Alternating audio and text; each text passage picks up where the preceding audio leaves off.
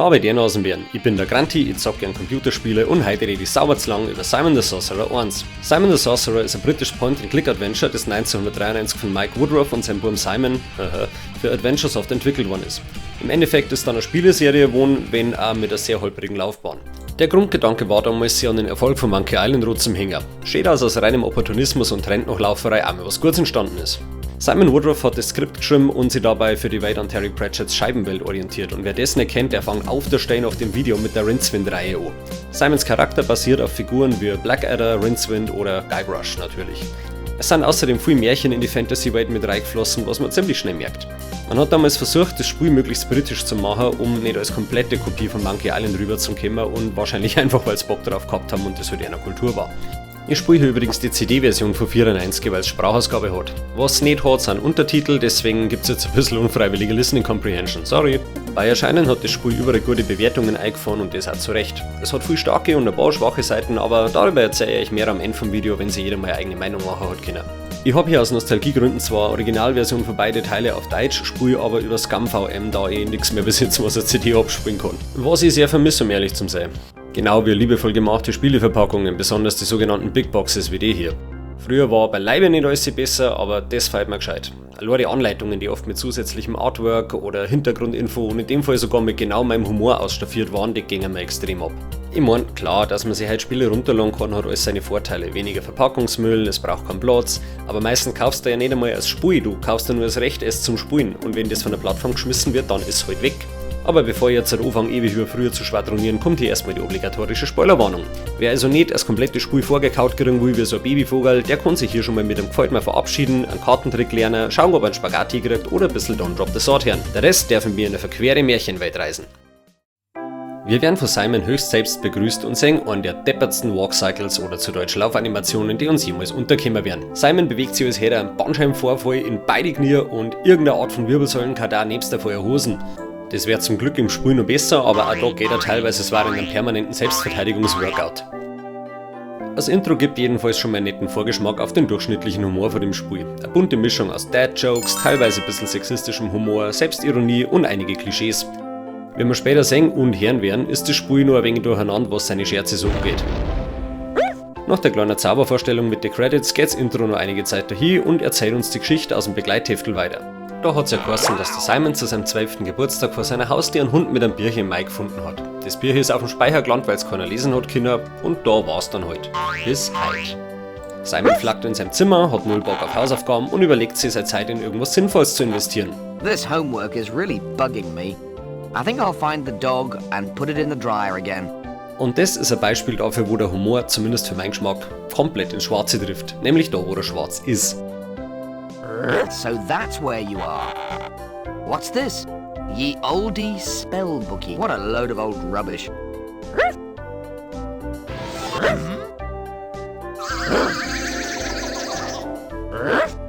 Hier kann man übrigens sagen, dass Simon the Sorcerer noch eins von den ultra gemütlichen Spielen ist, die sich so richtig Zeit lassen. Muss man mengen.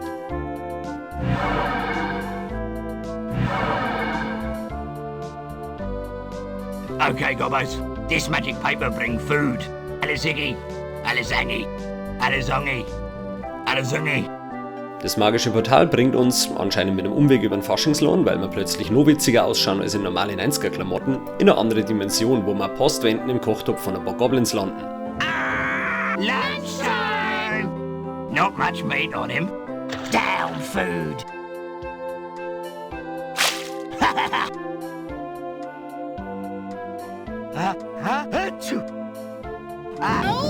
Wir schaffen es allerdings, uns in der Hütte zu flüchten, wo wir einen Brief finden, der an uns adressiert ist und in dem ein Zauberer namens Calypso uns damit beauftragt, ihn vor dem bösen Zauberer Sordid zu retten. All you have to do is rescue me from the hands of the evil sorcerer Sordid. There are some wizards hanging around in the local tavern who can help you. Look forward to seeing you soon. Wish you were here. Love and kisses, Calypso. Und das ist eigentlich absolut kein Horrorspiel, aber Simons Legend, während er den Brief liest, schaut aus, als kann der Bananen hochkant fressen, und ich bin absolut kein Fan davon.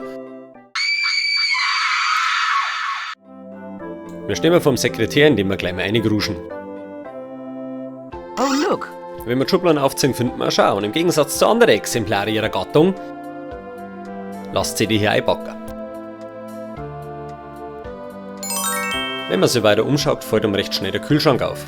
Entweder weil man wie ich nicht isst um zum Leben, sondern lebt um zum Essen, oder weil er halt in das Märchensetting reinpasst wie ein normaler Rhythmus in a little von Sugar. Aufmachen können wir nicht, also sagt man den Magneten ein, der Druck lebt. Lasst sie auch nicht essen, kann aber noch nützlich werden. Die Hütten ist soweit lagerrammt, also gehen wir mal in frische Luft und schauen mal, was uns überhaupt tief verschlungen hat. Anscheinend in einer enorm ländlichen Umgebung, weil hinter der Hütten liegt erst einmal ein absolutes Platschari vom Komposthaufen. Wer gerne einen Scheißdreck in der Hosentaschen hätte und was davon einpacken will, der kriegt vom Simon einen genialen Kommentar zum Herrn, warum das nicht geht. That would completely overpower my pheromones. Überhaupt hat der Typ einen Haufen dummer Kommentare zu allem Möglichen drauf, manche besser als andere. Wir schauen mal am Bildschirm weiter und finden einen Muskelberg, der auf wehrloses Metall einprügelt. Auf dem Boden liegt ein Seil, das wir einstecken. Einfach, weil wir es können und weil der Kollege Schmied sowieso nicht herschaut. Mit den erwähnten blöden Kommentare geht sie übrigens gleich weiter. Hey man, heavy metal. Und wo er recht hat.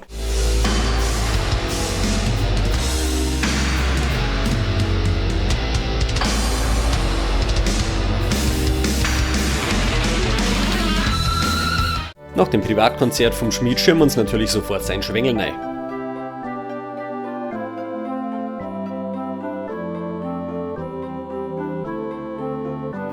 Glück gehabt.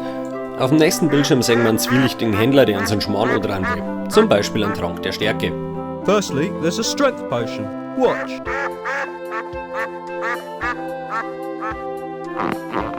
Wir sagen mir am höflichsten, dass er seine Siemens Lufthaken und BMW Restgasbehälter stecken lassen kann und schauen erst einmal in westlicher Richtung weiter. Da steht eine enorm unbeaufsichtigte Lorten umeinander und weil man sowas alle brauchen kann, steckt man es ein. Nicht vergessen, wir sind in einer magischen Paralleldimension und unser Hut ist das ungefähr der Äquivalent von Hermines Taschen. Warum wir dieses formschöne Wagenradl dann nicht mitnehmen können und es ihm da doch zu groß ist, das weiß ich auch nicht. Irgendwo muss man anscheinend einfach eine Grenze ziehen, warum nicht beim massiven Holzradl von einer Riesenkutschen. It's too big for me. Aber wenn wir jetzt halt unterwegs irgendwen foltern wollen taten und dann ein Radlbrei hatten, um drauf zu flechten, dann stehen wir halt saublöd da, gell? In der Riesenhütten sehen wir einen Eichschädel und mehrere verdächtige Greiter, die an Simon an das Zeug erinnern, das sein Bruder anbaut. They look just like the ones my brother grows. Geht's bloß mir so oder war Gras in den 90er und 2000er generell irgendwie lustiger als heute? Ich hab das Gefühl, heute ist einfach nur da und stinkt halt vor sich hin, ohne irgendeinen humoristischen Mehrwert. Schade irgendwie. Wir akquirieren ungebetenerweise ein Glasl zum Viecherl sammeln und schleichen uns wieder.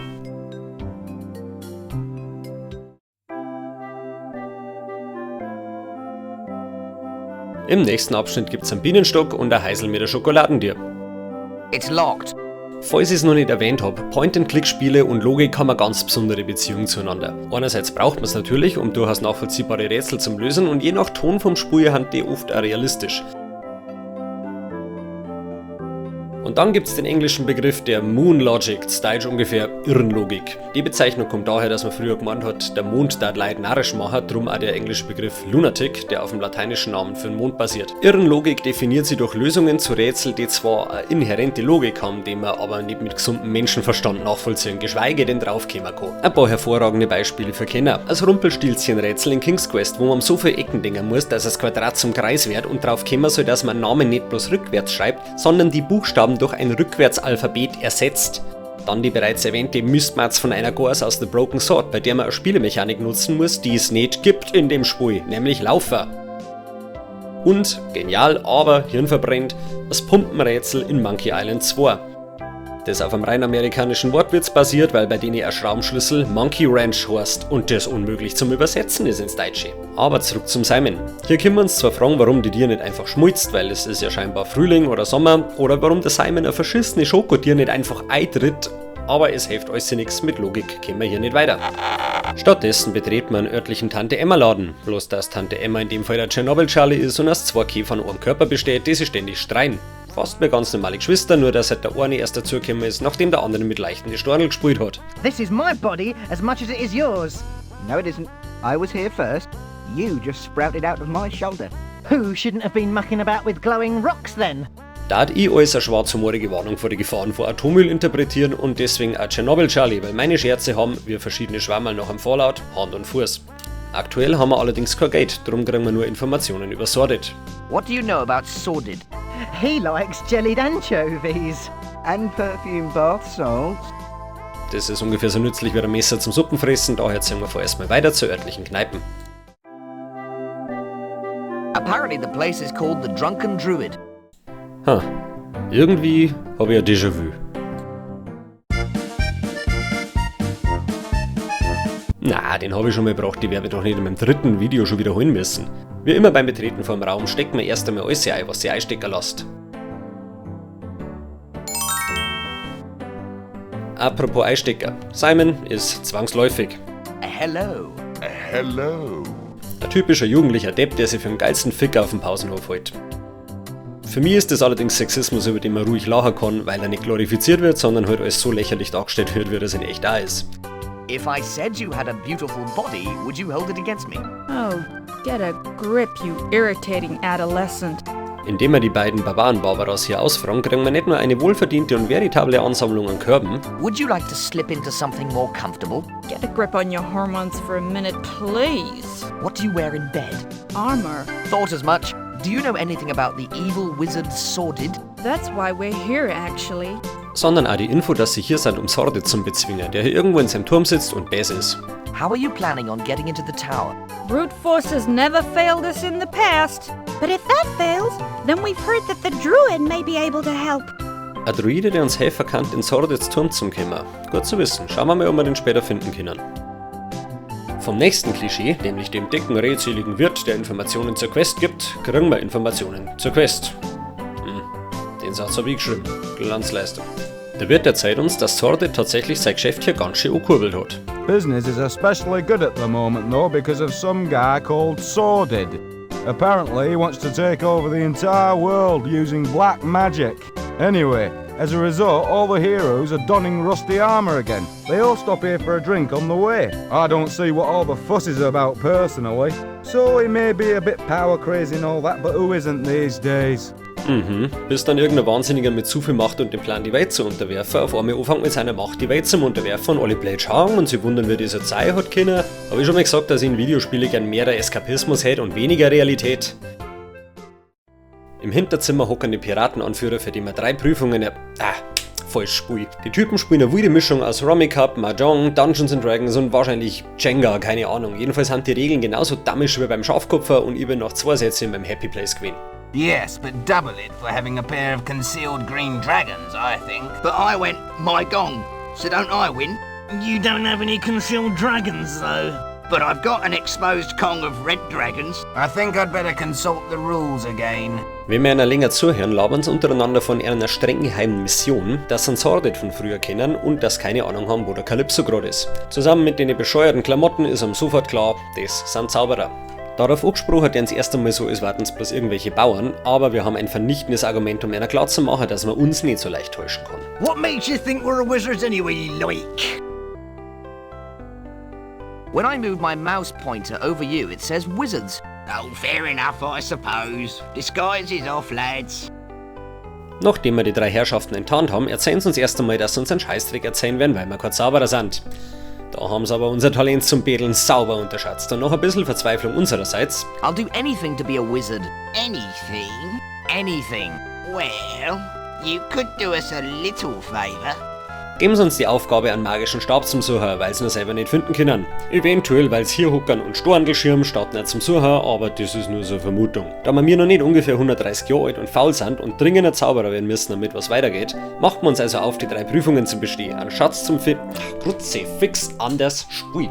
Wir machen uns also auf, den Stab eines Nekromanten zu finden, der hier irgendwo in der Nähe seinen Turm hat. Wir kommen gefühlt 5 Schritt weit, bevor uns der nächste Wahnsinn begegnet, nämlich ein sprechender Baumstumpf. Got any spare wood on you, mate? Did you just hear something? I must be hearing things. I could have sworn I heard a voice. I think I need to sit down. Get off me! Stellt sich raus, es war natürlich nicht der Stumpf, sondern ein drin lebender Holzwurm, der mit uns geredet hat und uns jetzt nach einer Nahtoderfahrung durch unseren knochigen Arsch Rassismus gegenüber Holzwürmern vorwirft, weil wir es nicht als Menschen sehen. It's racism, that's what it is. Pure bloody-minded racism. Racism?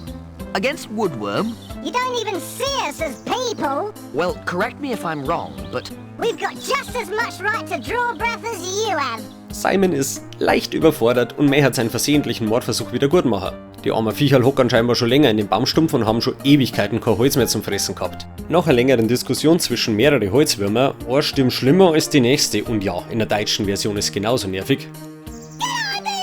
I fancy a bit of mahogany. Yeah, I'd still prefer teak. Shut up. Mahogany it is then. Teilen sie uns mit, dass sie sich Mahagoni zum Futtern wünschen. Eine Serpentine weiter gibt es auch alte Hütten, die schon bessere Tage gesehen hat, und einen Brunnen. Dort ziehen wir uns einen Eimer Wasser raus und der kommt auch in unseren Hut. Merkt schon langsam, dass sowas schon gar nicht mehr hinterfragt. Dann hat es auf dem richtigen Weg für die Sortenspiel. Übrigens, die Storner da haben für mich immer ausgeschaut, als hätten sie ein Gesicht, und dafür gibt es sogar ein saugescheites Wort, nämlich Pareidolie. Es bezeichnet das Phänomen in Zufallsstrukturen, ein Gesicht zum Erkennen. Das ist öfter der Fall, als man meint. Zum Beispiel, wenn auf einer Party das Licht geht und du siehst, was die seit einer halben Stunde angetanzt hat. Die Tür hier ist übrigens zu und bleibt dann eine ganze Weile. Nobody home. Ein paar Meter weiter kommt das nächste Märchen. Diesmal aus Norwegen. Es ist die Geschichte von den 3 Ziegenbrüdern, im Englischen bekannt als The Three Billy Goats Gruff. Da glänzt die Mäher über eine Bruck zur saftigen Wiesen, aber der Troll droht ihm, dass er ihn frisst. Die Gors sagt ihm, dass er lieber auf ihren größeren, fetten Bruder warten soll, da hätte er mehr davon. Blöd und gierig wie er ist, macht der Troll genau das und die nächste Gors sagt ihm genau das Gleiche. Als dann die dritte und größte Gors daherkommt und der Troll ihn fressen will, fotzt der Typ ihn einfach von der Bruck. Die Moral ist entweder, gierig sein rentiert sich nicht, oder hab immer einen großen Bruder dabei, der Leute zusammendreschen kann, die dir im Weg stehen. Ich bin mir noch nicht ganz sicher, was jetzt ist. Und genau heute, als der Simon hier lang müssert, hat der Brückentroll aber die Schnauzen voll und wir können in einer Cutscene dreierlei erleben. Zum einen eine ziemlich witzige Lesart von dem Märchen aus kapitalismuskritischer Sicht. Der Troll ist in der Weise der Angestellter von den 3 Ziegen und soll seine Arbeit machen, also seine Rolle exakt wie im Märchen spielen, wodurch er täglich eine betoniert kriegt und im Fluss landet. Seine grundlegenden Bedürfnisse, sprich Ziegen fressen, werden aber nicht erfüllt. Weswegen er beschließt zu kündigen, indem er einen von seinen Arbeitgeber frisst, was er dann aber leider doch nicht durchzieht. Statt Eat the Rich gibt's bloß einen Streik und er lässt nichts mehr über die Brücke. Scheiße für uns. No one may cross the bridge until further notice. Zweitens die bisher beste Charakterisierung von der Dimension als eine Verschmelzung aus Märchenwelt und der damaligen modernen Realität.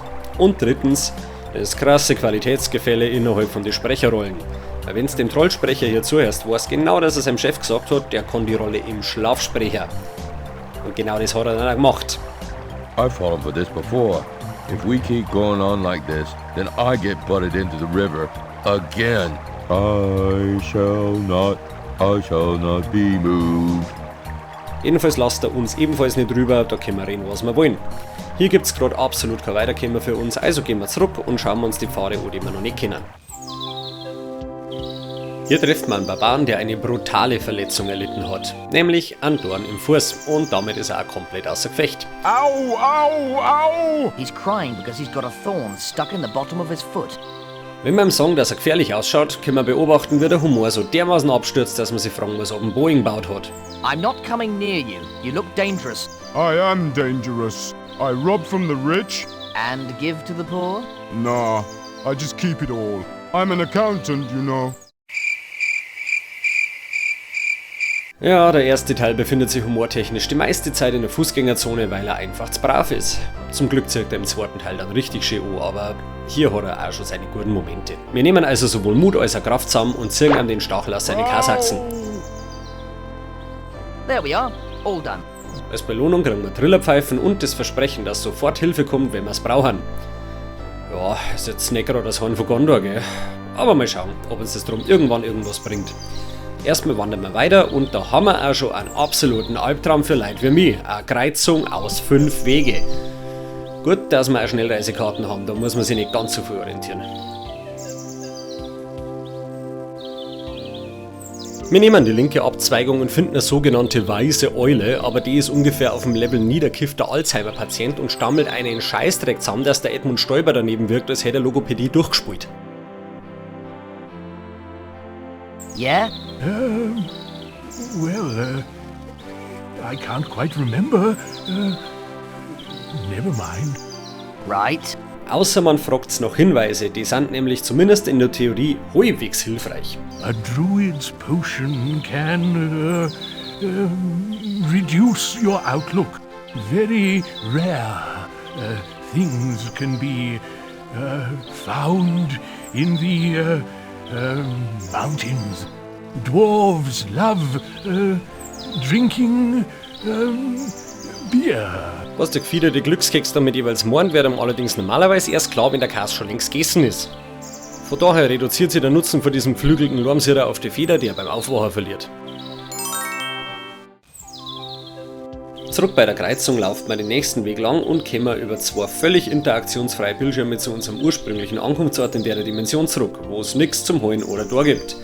Die komplette Designarbeit hier ist eigentlich für die Katz, aber es ist bewundernswert, wie viel gestalterischer Aufwand hier betrieben worden ist für Apps, das völlig irrelevant für den Spielverlauf ist. Und wir reden hier von 1994, wo noch keiner versucht hat, dir danach einen 20er für DLC aus dem Kreuz zum leiern, wo es dann irgendeine Nebenquest machen darfst, der Praktikant um 3 in der Früh mit 20 Monster Energy im Gesicht für lau programmiert hat. 3 leere Bildschirme, nur um der Schönheit willen. Respekt. Der nächste Schauplatz ist ein Loch.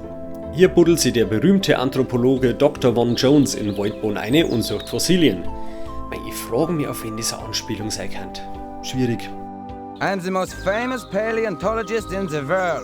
I'm looking for the missing link between man and vegetable. Im englischen Original kann man hier einen Witz über den damaligen amerikanischen Vizepräsidenten unter Bush Senior machen, den halt vermutlich kein Sau mehr kennt. You mean Dan Quayle? War damals wahrscheinlich relativ lustig, aber solche Witze sind halt alles andere erst zeitlos. Siehe mein Stolperscherz vor 2 Minuten. Im Nachbarbildschirm entdeckt man den Eingang nach Moria.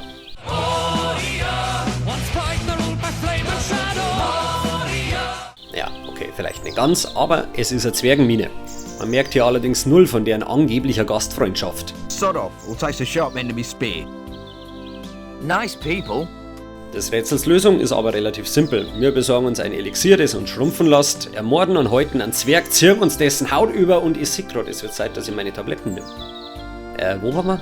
Ah ja, stimmt, wir sind bei die Zwerge abblitzt. Man kriegt zwar erst einmal einen Hass, aber den spazieren wir einfach weg, wie in echt auch. Dabei stolpert man über das Haus von einem legendären Charakter, nämlich dem Sumpfling. I'd better knock. I's one and only Swampling, the bestest cook in the land. Der Sumpfling ist ein weinerlicher Koreanerlappen mit einem Hauch von Jar Jar Binks, bei dem es anscheinend riecht, als hätte er Heifel gespimt in der Sachlocke geschissen und der halt zufällig Geburtstag hat. Wow, I thought you were my first birthday friend. Zur Feier des Tages will er uns seinen berühmten Sumpfeintopf servieren und ich möchte unbedingt mal einen Tim Melzer zwingen, das Zeug nach zum Kochen und zum Fressen. People come for around miles to eat swamp stew. Nachdem wir am Sumpfling erst einmal unsere gescherte Seiten sagen, weil, sagen wir ehrlich, es ist einfach witziger. But it smells revolting. Let me out of here before I chuck up.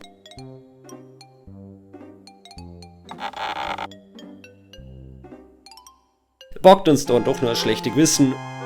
I feel a serious guilt trip coming on. Und wir pressen uns eine Schüssel von seinem reidigen Sumpfbampf hinter die Kiemen. I'm very pleased with this batch. Extra woodlouse works well. I wish this was happening to you instead of me. Wo es zum Glück nicht lang bleibt. Goody! I think some more friends have arrived. Sorry, dass ich jetzt doch schon in meinem 3. Video anfange, Sachen wieder zu verwerten, aber wo tat's ein perfekter Passen alles da? I hope you like it.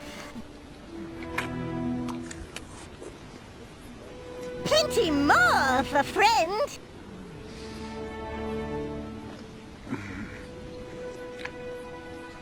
Have mercy.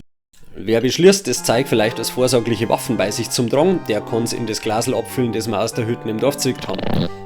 Eine Schüssel müssen wir noch aushalten, dann hat unser Gastgeber glücklicherweise nichts mehr und zirkt los, um neue Zutaten zu holen. Oh no! I've run out of stew. Soll uns gerade recht sein, dann können wir nämlich in seinem Heisel rumrandalieren. Wir finden ein Falltier, durch den wir auf den Steg gelangen, da hindert uns dann allerdings eine wackelige Planken am Weiterkommen und wir drehen frustriert wieder um. Whoa, this plank is loose. Rechts vom Sumpfling geht's in eine zugeschneibte, bergige Landschaft, wo wir uns in unseren windigen Turnschuhen eigentlich an Tod hin müssen. Hier stehen steinerne Statuen umeinander und am Ende vom Pfad gibt's eine Klippen mit einem Baum und einem Riesen, der so dermaßen schnarcht, dass für eine Scheidung reiert. Unsere Spaghetti-Arme können mit dem Baum leider überhaupt nichts anfangen, also ist das hier momentan ebenfalls eine Sackgasse. If I could find a way to knock it over, I could get across the chasm. Hier nutzen wir endlich mal unsere saugeile Schnellreise-Postkarten, damit wir nicht an und aus die Socken kriegen. Teleportieren uns zurück nach Moria und nehmen die untere rechte Abzweigung. Nach noch einer wunderschön gestalteten und komplett nutzlosen Szenerie, ich meine, mal ernsthaft, wer für seine Therapie nur einen Wohlfühlort sucht, der wird in dem Spiel fündig. Trifft man einen depressiven Holzfäller. What shall I do? He looks miserable. Hier mal die verkürzte Version von dem Gespräch, in dem der Simon neben seinem gesamten Mitgefühl auch seine besten Ratschläge auspackt. Tell me of what ails you, woodcutting person. My life is in ruins. My main woe is trees. Trees? Trees. The big hard brown things with green bits? Trees, yes. I thought woodcutters were problems for trees. Not these trees around here. They have some sort of magical protection over them. The blows of my axe just bounce off. Were you holding the axe the right way round? I tried holding it in every way imaginable, but to no avail. Why don't you just go back to a normal forest? Because all my money is tied up in this house. I bet you feel a proper fool. Why don't you just buy a magical axe? The only thing that'll help me is an axe made of Milrith. Unser Baumbelästiger verzweifelt also an der Tatsache, dass die Baum, für die er extra Herzung ist, einen magischen Schutz haben und er aber keine magische Axt. Zwischen seinem endlosen Gejammer hören wir die Bitte raus, ob wir ihm Milrith besorgen könnten. Milrith? It's an anagram of Mithril. Heutzutage kann man meinen, die halten und für blöd, dass man den Scherz jetzt auch noch erklären muss, aber 1994 hat es außer die Birche und ein paar vogelwilde Verfilmungsversuche halt noch kein Herr der Ringe-Franchise gegeben. Wer also nicht zufällig die Birche oder dieses absolute Schmankerl aus Finnland kennt,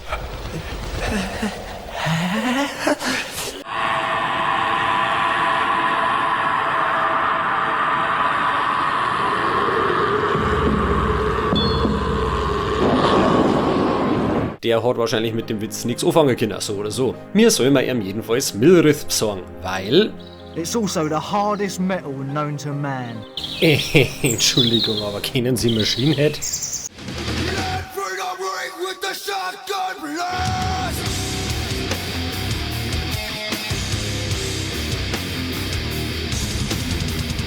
Have you tried the dwarves? If you want Mithril, dwarves is fine. But those stunty buggers don't know anything about Milrith. When I asked, all they did was give me this metal detector. Er gibt uns also den Metalldetektor, den er von den Zwergen gekriegt hat, und wieder mal macht man jemand anderes Lauf und Drecksarbeit, weil wir ein herzensguter Mensch sind, schätze ich mal. Der letzte aktuell begehbare Weg führt uns zu einem männlichen Yoko Ono mit Tuba und es ist wirklich so schlimm, wie es sich anhört. What's the awful racket? Can you shut up, please? How can I help you? You could start by never breathing again. I'm not staying here with that racket going on. Anscheinend kann sich der Simon seine Ohren nicht einfach zuhalten und durchlaufen und deswegen haben wir hier mit einer akustischen Sackgassen zum Kämpfer. Das macht dann aktuell sage und schreibe 5 Sackgassen, die wir irgendwie angehen müssen. Die Mine, die Klippe, die Brücke, der Steg, der Tuba-Depp und 3 Zoidieren, die Hexenhütten, die Doppeltier und die Schokodier. Wenn wir schon im Wald sind, dann schauen wir nochmal zum Troll. Der ist zwar größer und stärker als mir, aber wir haben kleiner und schwächer. Außerdem saufrecht, das gleicht sich schon irgendwie wieder aus. Erst anfangen, dann überlegen, sage ich immer. Leider lasst uns immer noch nicht um. What's with the whistle around your neck? Stattdessen greift er sich die Pfeifen, die wir um den Hals hängen haben. Warum die nicht im Hut ist, weiß der Teufel. It's mine. You can't touch it. Give it here. Let's have a look at it.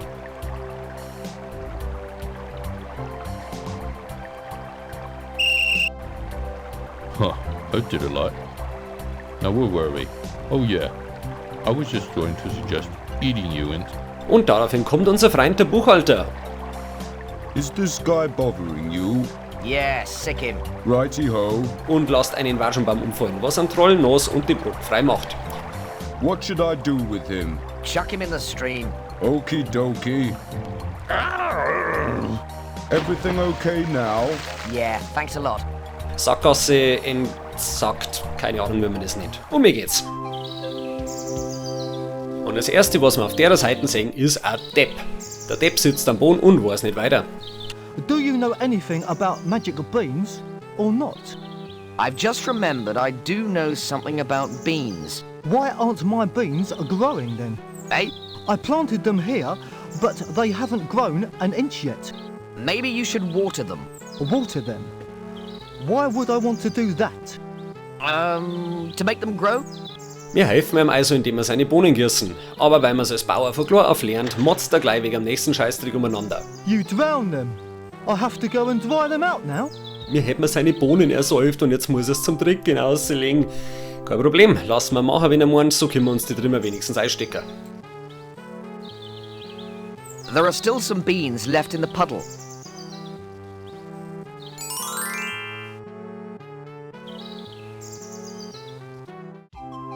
An der Kreuzung gehen wir noch oben rechts entlang und stehen wir vor dem Abgrund. Wenn man jetzt erstmal nicht weiterkommt, ist das kein Wunder. Man muss nämlich das winzige Feld mit dem Haufen Lianen entdecken, die da unten im Eck vom Felsen hängen und runterklettern. Ihr könnt anhand von meiner Mausschubserei auf dem Bildschirm sehen, dass das nicht die einfachste Aufgabe ist. Die Dinger stehen jetzt nicht gerade raus und der Hotspot zum Interagieren ist ungefähr so lang wie mein Geduldsfaden. Was ebenfalls nicht hilft, ist die Tatsache, dass man die mistigen Wollspaghetti nicht etwa benutzen muss zum Kraxeln, sondern den Gehe-zu-Befehl braucht. Grutze, ficken, da war ich ja nicht schnell runtergekommen. Hier unten findet man nach Milrith die nächste potenzielle Urheberrechtsklage, nämlich einen lustigen Larper, der sich als Gollum verkleidet hat und angelt. Excuse me? Yes? Don't hurt us. Don't let them hurt us, precious nice hobbits. I hope this isn't an infringement of copyright. Don't worry. It's just the annual meeting of the Tolkien Appreciation Society. Mad. You're all completely mad. Kurz zusammengefasst, er und seine Freunde in der Höhle haben ein jährliches Fest zu Ehren von Tolkien und er ist mit Essen holen dran. Da hier aber kein Pizzasturm herliefern und er scheinbar so schlecht angelt, dass er sich nicht mehr eine Erkältung einfangen kann, helfen wir ihm mit unserer übrigen Portion schlonziger Sumpfsuppen aus. Luckily, I happen to have some top-quality, highly nutritious swamp stew with me. Really? Dann darf man mit seiner Angel umeinander spielen, während sie vermutlich in der Höhle die Partygesellschaft komplett totspeibt. Peter, I need you to hold my ears.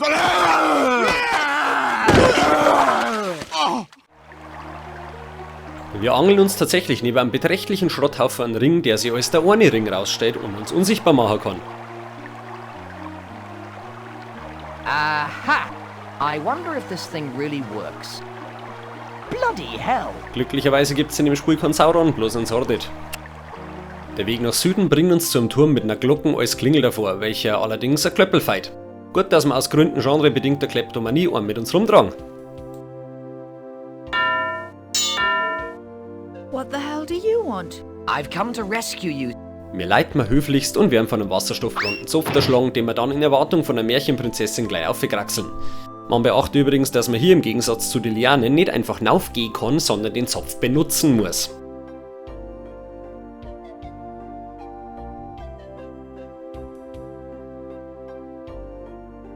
Oben trifft man auf mindestens 3 zusammengeschmissene Märchen, nämlich Rapunzel, Froschkönig und der Zauberer von Oz. Erst einmal müssen wir mit anschauen, wie Simon sich ganz ohne Magie verwandelt, nämlich in einen saubernden Vollidioten. Cool. Wenn unser Held nicht bis zum Gehörgang mit Hormone zugeschissen war, hätte er sich einiges erspart, was jetzt kommt. What the hell do you want? You're not the Wicked Witch. Which Wicked Witch would that be? The Wicked Witch of the West. She took me from my father when I was just a piglet. It was she that perverted my beauty and imprisoned me here. Am I destined to spin wool for the rest of eternity? You still look damn stunning to me. My God! Prinzessin Bressok verrät uns, dass nur der Kuss von einem aus einer anderen Dimension sie zurückverwandeln kann. The only way the spell can be broken is with a kiss from one from another dimension. Da der Simon an dem Punkt in seinem Leben wahrscheinlich versucht, auch der Mülltonne zum Begatten, sobald er einen BH drum bindet, überlegt er nicht lang und schirbt mit der Chimären rum, bis er sie zurückverwandelt. Your savior is here.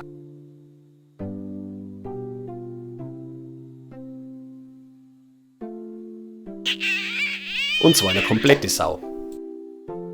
Glücklicherweise ist das Einzige, was hier sonst noch geschoben wird, die Sau in unseren Hut. Warum, weiß der Teufel? Ich hoffe mal, dass Simon das nicht auf den Geschmack kommt. Wir stellen nur kurz fest, dass die Dielen hier recht stabil ausschauen und kraxeln wieder runter.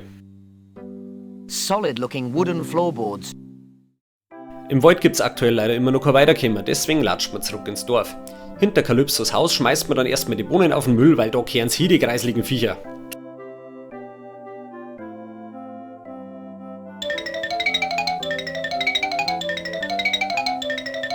Wow, this must be good compost. Aus Bohnen werden Melonen und unser Hut schiebt definitiv Überstunden in Sachen Fassungsvermögen heute. Wer sich noch zurückerinnert an unseren ersten Dorfspaziergang, dem fällt vielleicht ein, dass der Ohrhaus mit der Trüffelschokolade dir versperrt war.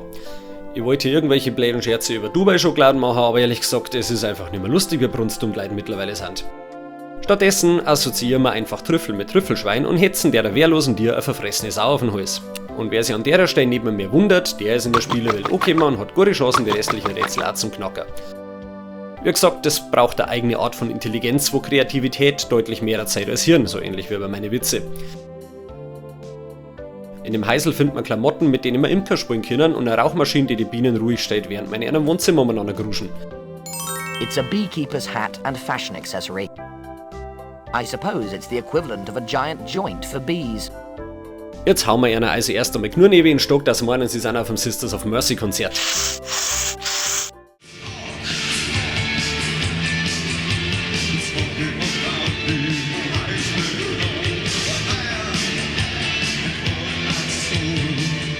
Nachdem sie jetzt halt alle damit beschäftigt sind zum Tanzen wie andere Leute Staubsaugen, klauen wir einen Wachs. Kein Honig, bloß ein Wachs. I took some beeswax from the hive. Du fragst jetzt natürlich, wofür wir das wohl brauchen werden. Kann man es vielleicht in den Ohren stopfen und an einem Saxophonspieler vorbeizukommen? Kann ich euch gleich sagen, nein, war das sauber zu logisch. Wir gehen jetzt erst einmal in Kneipen und stellen wir uns den Konsequenzen unserer Taten wie echte Männer, indem wir uns komplett niederbrennen und vergessen, dass wir mit der Sau umeinander gehauen haben. Und wenn wir schon da sind, begehen wir gleich noch eine absolute Kardinalsünde und entehren die zwergische Freibierlädchen, die ihren Rausch in der Ecken ausschlaft. Wofür haben wir eine Friseurschau dabei?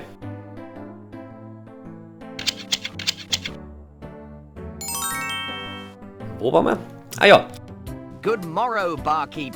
Good morrow, lad. Wir hauen unseren Schankwirt um eine halbe Kopfweh an und wie er sich gerade so runterbockt, überlegen wir uns, dass wir ihm das Leben ein bisschen schwerer machen könnten. Einfach weil. Also wandert unser Wachswurzel ins Bierloch vor seinem Fassel und auszapft es. Nachdem es jetzt auf einmal überraschenderweise nicht mehr funktioniert, setzt er sein Fassel an frische Luft. Wieder zurück gibt er uns noch was für unseren Vater mit, damit der gute Mo seine Zeit nicht mit Erziehung verschwenden muss, wenn er sich genauso gut an Hopfen in Rüstung rühmen kann. Hey, kid, take one of these leaflets home to your dad. Happy hour at the Drunken Druid. Ale for 1 gold piece a mug. There's also a free beer voucher attached. Den Gutschein können wir allerdings momentan nicht einlösen und Zutaten für irgendwelche Schickeria-Cocktails hat er auch nicht da, also bleibt unser Kopf klar und unser erster Kuss uns vermutlich für immer im Gedächtnis. Vorm Wirtshaus steht jetzt also ein Fassel Bier, als darf es auf den Sperrmüll warten und genau wie beim Sperrmüll nehmen wir einfach alles mit in der Hoffnung, dass man es vielleicht mal brauchen kann, solange es bloß nichts kostet. Good thing I've got a big hat. Mit einem echten falschen Bart und einem Fassel voller Bier haben wir vielleicht eine ganz gute Chance nach Gloamoria reinzukommen, oder? Probieren wir es mal aus.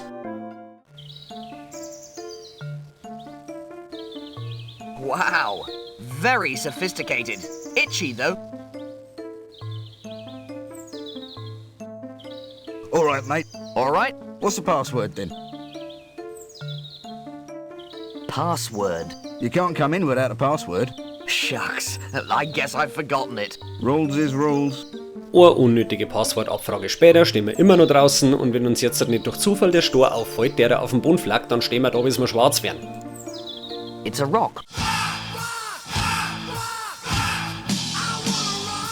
Oh look.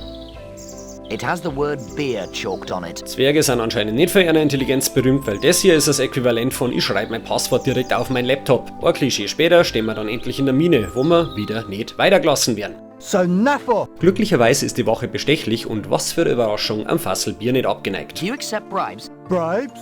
Bribes? What did you have in mind? Hang on a minute. It had better be good. Care for some beer by any chance? I'm on duty, but I suppose one mag can't hurt. Bring it down, will you? Okie dokie. This way. Bring it over here. Warum wir den Typen mit Bierbstecher haben können, obwohl anscheinend der ganze verschissene Keller voller Bier ist, wird nicht geklärt, aber vielleicht kriegen sie auf der Arbeit ja bloß ein Oettinger. Ich hab gehört, das soll ein schlechtes Bier sein, deswegen der Scherz. Ich hab keine Ahnung, was davor jetzt das schlechteste ist. Für mich schmeckt alles gleich. Guard! Guard! Time for a sharp exit. Nachdem der Kollege also aus dem Weg ist, betreten wir endlich die richtige Mine. Hi ho, hi ho. Und der Sauhaufen, ich habe im Leben noch kein Schneewittchen gesehen, stattdessen geht's zu auf der Baustelle und die Akustik ist die schlimmste, was das Spiel zu bieten hat. Weil der Lärm noch dazu in Dauerschleifen läuft. Hi ho, hi ho. Vor der goldenen Tür müssen wir dann erst einmal kapitulieren, aber vielleicht kann uns wer weiterhelfen. Boah, na, echt nicht. Ich erspare euch den Krach einfach. Hier erfahren wir, dass der Typ mit dem Schlüssel für die Tür zur Schatzkammer wahrscheinlich im Bierkeller Pause macht, also gehen wir da hin zurück. Die Frage ist, was macht man jetzt? Weil in dem Spiel ist meistens Leid aufregend die richtige Antwort auf alles und der Fettbeitel da am Boden schaut aus wie das perfekte Opfer. Wir probieren also rum. Und nachdem nix so recht klappt, schneiden wir unser Scheiben vom Monkey Island ab und benutzen Feder mit Fleischberg. Anscheinend reicht's, wenn man die Schuhe kitzelt. Auf jeden Fall dreht er sie um und wir haben unseren Schlüssel.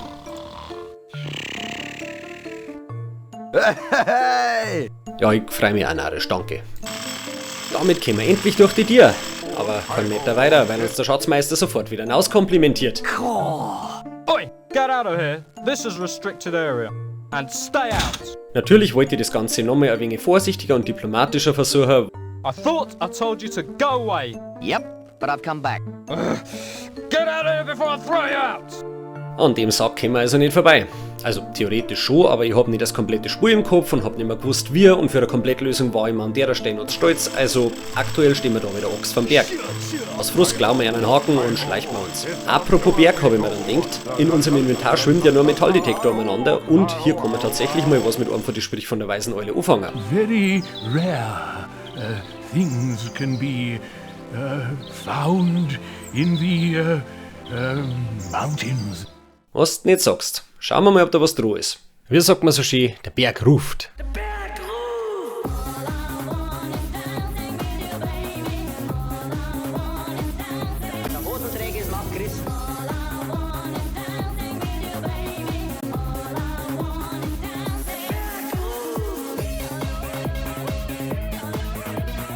Diesen Fiebertraum vor einem Jahrzehnt kannst du einfach keinem Menschen erklären, der es nicht erlebt hat.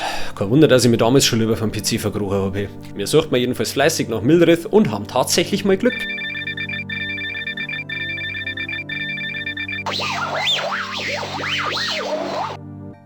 Wow, that sure is strong metal. Nur ist da aktuell kein Roh gekommen, so ganz ohne Schaufeln alles. Das nervt. Also schauen wir mal, wessen Leben wir zum Ausgleich ruinieren können. Wie war's mit dem Grattler, der auf dem Feldweg umeinander lärmt? Und hier muss ich gestehen, es ist bei aller irren Logik eigentlich kaum möglich, auf die Lösung zu kommen, sofern man nicht stur versucht, den Typen mit jedem Gegenstand im Inventar umzubringen. Was übrigens ein komplett natürlicher Impuls ist, keine Angst. Wer das versucht, landet früher oder später bei der Wassermelone und wird mit folgender Szene belohnt. 36, 24, 38, Oh curses, it's broken. This is your lucky day. I just happen to own a musical instrument repair parlor. I can have it done up for you in no time. Really? Sure. Just hand it over and I'll return it within an hour. Damit ist der Kasperl zwar ruhig gestellt, aber was machen wir jetzt mit der verhunagelten Todestuber? Ein Krach natürlich, und zwar mal wieder mit der Absicht, jemandem riesig auf den Sack zu gehen. Passenderweise ist unser Opfer das mit der ratzende Riese, der durch als Reaktion auf den Klang vom Sausaphon, was jeder normale Mensch auch dort hat, zuschlagen. Glücklicherweise erwischt es aber nicht uns, sondern einen Baum, damit können wir jetzt endlich über die Schlucht wackeln. Neben der Statue hier gibt es aber nichts zum Singen, also forschen Schritt voran. It's a statue of a pygmy warrior woman. Bald stehen wir vor dem Höhleneingang mit einem Warnsymbol von wegen leicht entzündliche Materialien. It says, Warning, spontaneously combustible substance. Gibt's vielleicht ein noch weniger unterdrehmes Warnschüttel für einen gottverdammten Drachen? My God! It's a real dragon! I wouldn't hang about if I were you. I've got a fearful cold and consequently am not fully in control of my breath. Achoo!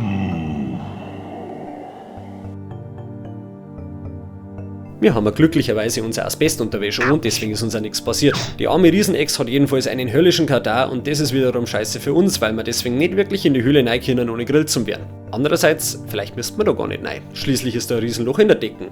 Im Versuch von draußen rauf zum Klettern stellen wir fest, dass man das Seil weder mit dem Felsvorsprung nutzen kann, There's no way to fix it up there. noch mit dem Haken, womit man es vielleicht hätte festmachen können, That doesn't work.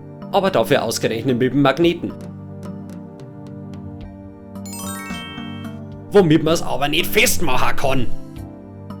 That doesn't work. Dann habe ich mir überlegt, dass ich vielleicht einfach zu kompliziert denke und habe versucht, einfach die Leute ohne zum lernen.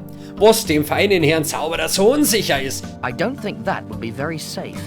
Dann halt nicht, du Hanswurst! Stocknarrisch kannst du ja mit dem Kerl. Mir stapft man als unverrichtete Dinge nur ein bisschen durch den Schnee und findet man einen Stor auf dem Boden, auf den unser Spiel sogar aufmerksam macht. My, that's an interesting rock. Und was kann der Stor? It has a fossil in the middle of it. Das ist mir ein glücklicher Zufall, da ich sagen. Wen haben wir noch mit getroffen, der nach Fossilien sucht? Unseren Dr. Von Jones, genau. Schauen wir nachher gleich mal vorbei, aber erstmal laufen wir noch ein bisschen durch die neue Gegend da. Der nächste Abschnitt bietet uns einen kaputten Aufstieg und einen Weg, der uns über weitere nutzlose Skilanglaufstrecken zu einer komplett neuen Quest bringt. Hier erwartet unser Baum. Ein sprechender Baum. What are you staring at, mate? You can talk? Give the kid a cigar. How come a tree has speech apparatus? Magic. Do you know any magic? Well, I've picked up the odd word or two as I went along. Tell me them. Tell me them. It'll cost you, I'm afraid. See this pink splodge? Yeah? It's paint. Yeah? It means that bloody woodcutter will be coming along later to chop me down. If you can remove the paint, then I'll tell you some magic words. You can probably get some white spirit at the shop in the village. Righty-ho. Da der Kollege nicht gefällt werden will, schickt er uns los, um Farbentferner zum Kaufen, damit der Holzfäller nicht mehr weiß, dass er den Baum überhaupt fällen wollte. Und hier ist eine kurze Auflistung von allem, was mich da dran nervt. Erstens einmal wisst man, dass der Holzfäller mit seiner Axt überhaupt nichts ausrichten kann, was der Baum eigentlich ebenfalls wissen müsste. Zweitens ist das der einzige Baum weit und breit da herum. Meinst echt, der Kerl kann sich nicht erinnern, dass er genau den umhacken wollte? Der ist depressiv, nicht dement. Drittens, woher weiß der elendige Holzkrapfen da, dass es im Dorfladen einen Farbentferner gibt? Sag's und die Quest hat mehr Lehr als der Kahn von Bonnie und Clyde. Oder Bonnie und Clyde selber, wenn man es genau nimmt. Aber gut, zum Teufel mit der Logik, wir wollen ja vorwärts kommen. Das Problem ist, für alles im Laden werden wir ein Gate brauchen und auf dem einzigen Gate, das wir bisher gesehen haben, flackern approximativ 3 Tonnen Drach mit einem Mordskatar. Dann gehen wir doch erst einmal wieder zum Dr. Von Jones und schauen mal, ob er uns eine Belohnung für das gefundene Fossil gibt. Mit ihm reden bringt übrigens nichts, stattdessen müssen wir ihm die Storndl abschmeißen, damit was vorangeht. Catch! What is this? You tell me. You're the expert. It looks like a rock to me. It's got a fossil in it. I'll believe that when I see it. Take it back and get the fossil out. Ja, freilich, du undankbarer Saubeidel, ich werde jetzt das Fossil aus dem Stor kratzen, weil ich so stabile Fingernägel habe oder was. Kannst mir einen Schuh aufblasen, die Arbeit kann ich anders machen. Nein, wir nehmen den Weg der größtmöglichen Gewalteinwirkung, legen wir's kommentarlos am Schmied auf den Amboss und der prügelt mit der ganzen Finesse vom brünftigen Nashorn drauf. Aus unbekannten Gründen Magic. Bleibt uns exakt unser Fossil übrig. Einfach nicht nachdenken. It's the oldest thing in the entire game. Das bringen wir dann zurück zum Von Jones und das Ganze hat tatsächlich mal etwas Gutes für uns. Catch! I don't believe it! This is an extremely lucky find indeed. Just tell me where you found this specimen, my boy. It's in the Craggy Peaks. I left my metal detector there. Excellent. I shall journey there immediately. Let me just get my things together. Nachdem wir dem Trottel erzählt haben, dass er da graben muss, wo unser Metalldetektor flackt, zirkt er seine komplette Ausgrabung um und nimmt uns die Arbeit ab, nach Mildred zu buddeln.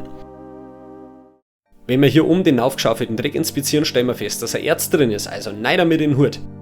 A pile of dirt excavated by Dr. Von Jones. There's also some Milrith ore here. Danach lassen wir ein weiteres Opfer unseres Abenteuers einfach hinter uns zurück. Oh dear. There's no fossils down here. I forgot my rope to get out with. Curses! How am I going to get out of this hole? Das Erz selber hilft uns allerdings nichts, deswegen schauen wir damit nochmal beim Schmied vorbei. Can you do anything with this? I can do anything you want. Ja, du kannst mir anschauen, wenn ich mit dir rede.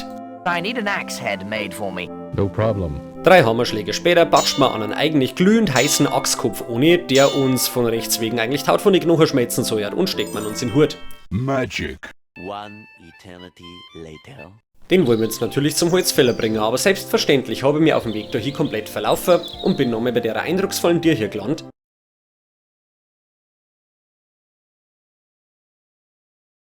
Nur um festzustellen, dass der unscheinbarste Haufen Pixel aller Zeiten eine Bestellung für den Tante Emmerlorn im Dorf verdeckt hat.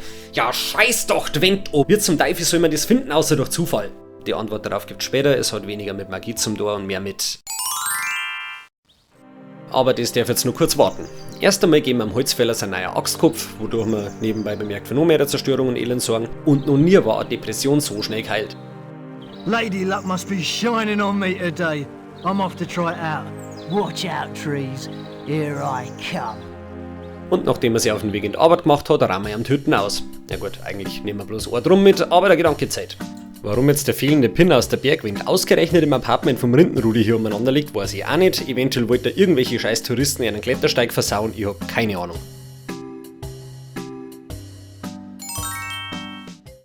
Danach gehen wir noch kurzerhand die Bestellung im Dorflohn ab. Excuse me?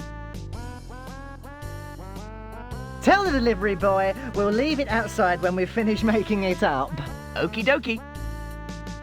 Bis die einer HelloFresh-Graffe eingepackt haben, schauen wir nochmal zurück zum Klettersteig, wo wir jetzt dank des Pins endlich weiterkommen.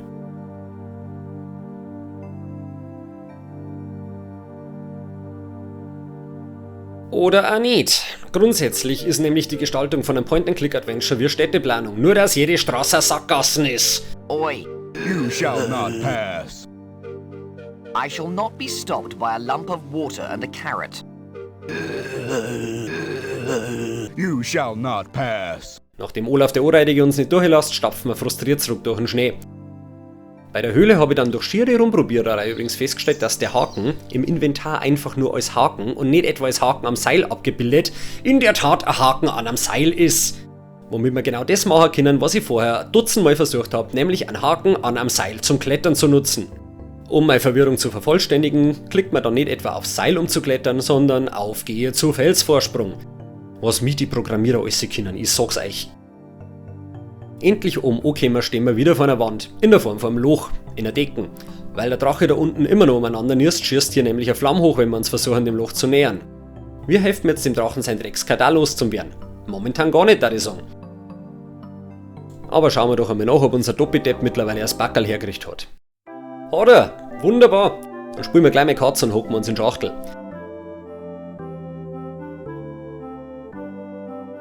Was drin ist, wollen wir lieber nicht wissen, wir haben jedenfalls Platz. Irgendein Backler bringt uns direkt in die Goblin-Hauptzentrale und wir haben einen kurzen Anflug von Dummheit. I'd better put the ring on now. Well, either I can still see myself, or the ring needs recharging. Oh, I had it on backwards. Bevor wir einen auf Metal Gear Solid machen und uns umschauen können.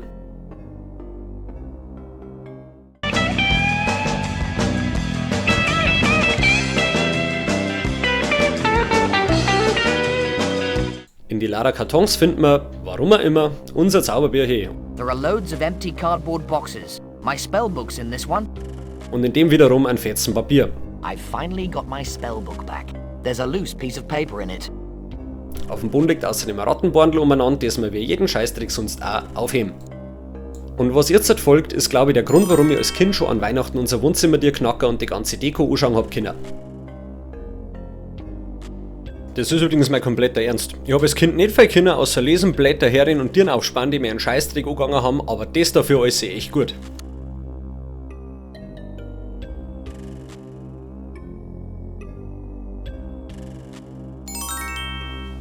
Draußen sehen wir eine unnötig detaillierte Animation, die mich daran erinnert, dass ich mal mit Kindern arbeiten haben müssen und warum ich das ums Verrecken nicht mehr machen werde. Schaut euch an, wie er sein Nasenkotelett genießt, der anreidige Sauhund, der Kreislige. It's a metal slops bucket with a hole in the side of it. Trifft sich gut, dass da ein Eimer umeinander steht, da können wir uns erstmal sauber ausspeien. Im Anschluss gehen wir Treppen runter und landen in einem Folterkeller.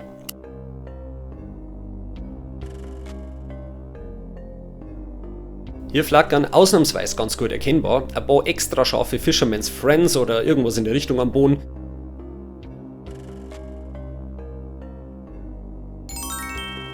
Und neben einer der besten Bands aller Zeiten finden wir hier nur mehr heißen Metal. It's lucky my hat is fireproofed. Wenn sie eine spricht, kann die langsam das Morgenprogramm bei Rock Antenne moderieren, glaube ich. Nachdem wir alles eingepackt haben, was nicht festgeklebt war, kümmern wir uns in aller Ruhe um den Möchtegern Miraculix auf der Streckbank. Are you the druid from the village? Who art thou that hast voice but no presence? Wenn wir ihm unsichtbar aussprechen, halten wir uns erst einmal von dem an und hauen ein paar richtig gute Song- und Bandnamen raus. Hellspawn, in league with the hordes of darkness. Demon Prince, leave now or suffer the consequences. I don't think a man on a rack is in any position to make threats. Your emotional torture cannot hurt me, foul fiend. I'm sorry I spoke, okay? Goodbye. So hat das keinen Tag. Wir machen uns erstmal wieder sichtbar und dadurch wird's auch nicht recht viel besser. My eyes deceiveth me, or 'tis a young boy in this den of filth. Den of Filth. Der Typ hört nicht auf mit den geilen Bandnamen. Actually, it's me. You know, the Prince of Darkness. Ah, thou shalt not fool me with thy disguise. Your true form is that of a huge, winged, fire-breathing monster. Curse you, loathsome wart on the world. How can I prove I'm not a demon? There is a simple test. What is this simple test? It is a well-known fact that the only true way to destroy a demon is to plunge a silver dagger through its heart. If the creature dies, then it's a demon. If it lives, then its heart is pure, and so we sacrifice it. I expect you find a lot of demons by this method. Never been wrong yet. Nachdem er uns den bewährten Silberdolch durchs Herztest vorschlägt, der von Monty Python sein kanntet, sagen wir uns relativ wenig begeistert. Are you afraid, Hellspawn? Wouldn't you be if a lunatic druid wanted to stick a silver dagger through your heart? Anscheinend tut's aber auch ein silbernes Kreuz, das man sich gegen das Hirnkastel druckt und praktischerweise hat er eins um den Hals. See this silver cross around my neck? Place it against your forehead. Und ja, ich frage mich auch, was ein keltisch inspirierter Druide mit einem verdammten Kreuz zum Schaffen hat, aber mei. Dafür haben es wenigstens die finstere Seiten der angeblichen Druiden, nämlich Menschenopfer, mit eingebracht. Gleicht so halbwegs aus. Damit er endlich Ruhe gibt, klatscht man uns sein Kreuz gegen die Stirn und auch Ruhe ist.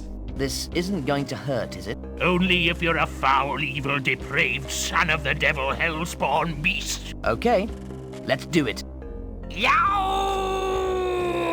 So, you are a servant of evil.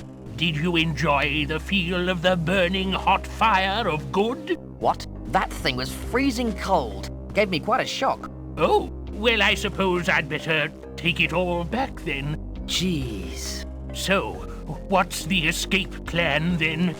Well, I think I'll just put my ring back on and march out. What? And leave me here to die? You wouldn't want to be rescued by the Prince of Evil, surely. Well, just this once. All druids are capable of turning into another animal. It happens when they see a full moon. What, so you're a bunch of werewolves then? Some of us are werewolves. What are you then? A frog. A frog? Something wrong with that, is there?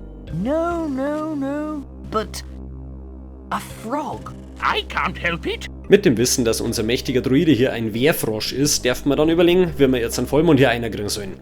Glücklicherweise ist alles, was wir dafür brauchen, vor Ort und so ist nur eine Frage der Zeit, bis man auf die bescheuerte Idee kommt, einfach einen zu simulieren. Wir klatschen ihm den Eimer vom oberen Stock auf den Schädel, was so viel geiler war, wenn wir vorher wirklich eingegrödelt hätten, und halten wir das Blendeisen vors Loch vom Eimer. Als Belohnung können wir dann zuschauen, wie unser krötiger Kumpel einen Abgang macht, ohne uns. Da wir uns kurz drauf in akuter Bedrängnis befinden, weil Ärger vor der Tür steht und unser Ring keinen Saft mehr hat, I must have run the batteries out. You'd better get others. Oh dear. erlebt der Simon jetzt das erste und wahrscheinlich letzte Mal, wie es sich in einer Jungfrau anfühlt. Him fainted. Get you, Scout. Ow! Aha! Wenigstens entgehen wir so diverse bewaffnete Goblins. I can't see no one. No one in here. I third that, Captain.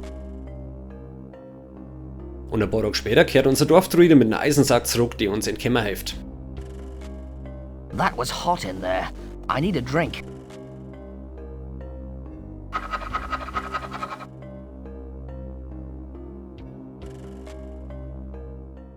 Zurück in seiner Hütte bietet er uns einen speziellen Trank an und obwohl er selber nicht weiß, was der überhaupt bewirkt, lasst uns das Spiel zum Glück nicht komplett blöd sterben. I do have an exceedingly good potion I'm prepared to give you.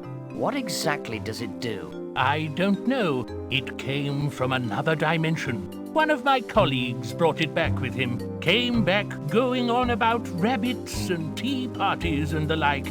Er verlangt dafür aber, dass wir ihm ein Blärmi namens Froschfluch bringen, damit er seine Verwandlungen besser kontrollieren kann. If you want his fine potion, then you'll have to get me something. I need a special herb to help control my froggy condition. It's called Frogsbane. My sources inform me that it can only be found on a place called Skull Island. Und blöderweise sagt er uns ja gleich, warum das wichtig ist. Do we have a ribbit? I suppose I'll have to get it now, or I'll never get hold of that potion. Skull Island also. Haben wir bisher nicht gefunden, aber wir haben ja auch noch einen Weg im Sumpf, den wir nicht betreten haben können. Um die Planken festmachen zum können, dürfen den Hammer und Nägel gelangen, aber dafür haben wir kein Gate. Auf dem liegt immer nur eine fette, feuerspeiende Echsen, die wir erst von ihrer Grippe befreien müssen. Wofür wir ebenfalls kein Mittel haben. Bleibt nur der Weg am Berg auf, den uns der Schneemann versperrt. Hier darf man mal wieder unsere beste Irrenlogik anwenden. Wer kommt drauf, was man hier benutzen muss, um den Schneemann zu beseitigen? Sind's die eher neu liegenden Zündheizel? That doesn't work. Na. Vielleicht die Rauchmaschine? That doesn't work. Na. Müssen wir eventuell die extra scharfen frischen Fisherman's Friends hier fressen, um Olaf eiskalt zum Schmelzen? Aber haargenau. Do you wanna kill a snowman?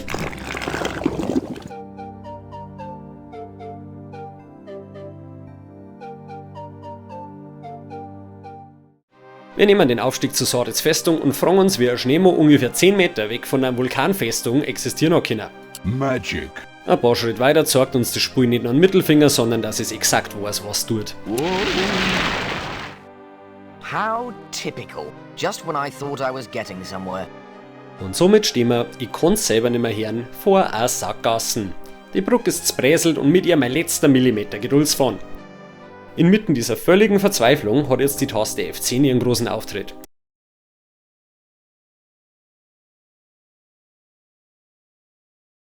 Es ist die Tasten für Spielemechanik, die bei Point-and-Click-Abenteuer öfter mal eingesetzt wird und einen definitiv davor bewahren kann, rauszugehen und das erstbeste Baby über die Straße zum Kicken. Sämtliche Sachen und Leib, mit denen man interagieren kann, werden nämlich kurz deutlich sichtbar gemacht. Ein Lebensretter auf der Pixelpirsch. So findet ihr dann endlich die Dreckserkältungsmedizin, von der ich zwar gewusst habe, dass sie existiert, aber nimmer wo. Mein Hirn kann sich nicht jeden Scheißdreck merken und viel davon ist schon mit kostbare Erinnerungen belegt. Mit Songtexten, mit meiner Sockengröße und Fakten, die dem Wohl der Menschheit dienen könnten.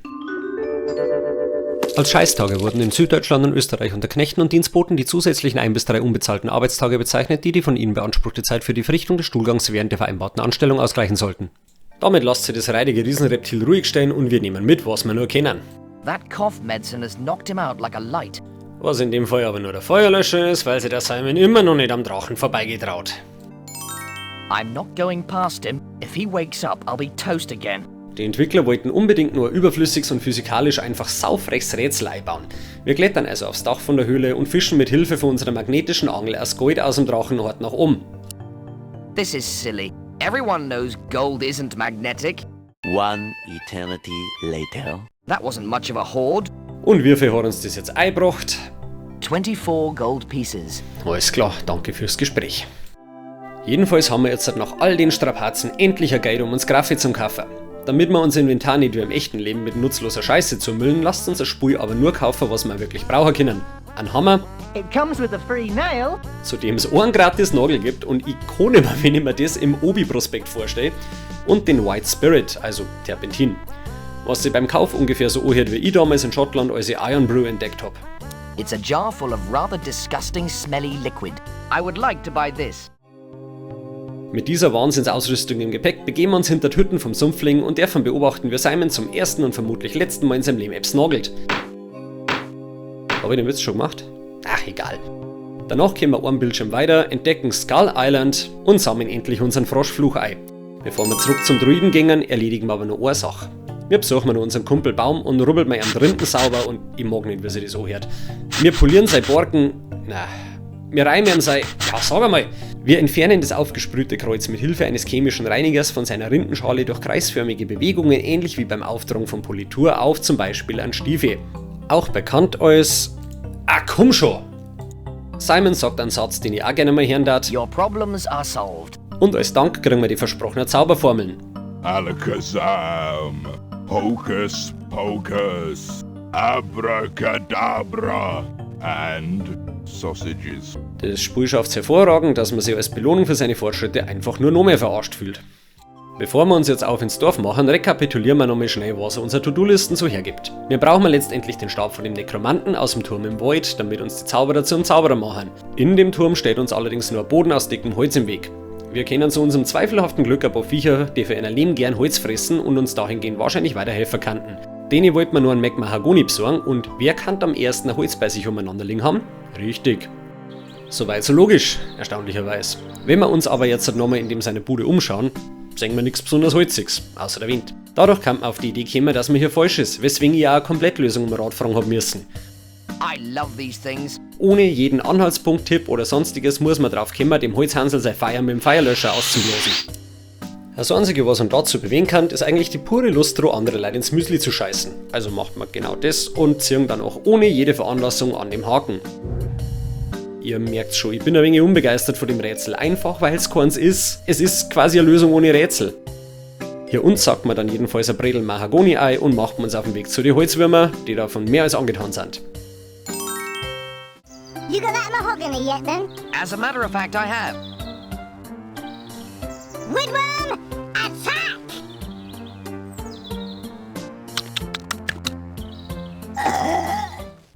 Mit den kreisligen Wuselviecher auf unserem Schädel geht's dann noch zum besagten Turm, wo wir unsere neuen Freunde einen Nachtisch servieren. Okay, boys, time for you lot to do me a favor. No problem.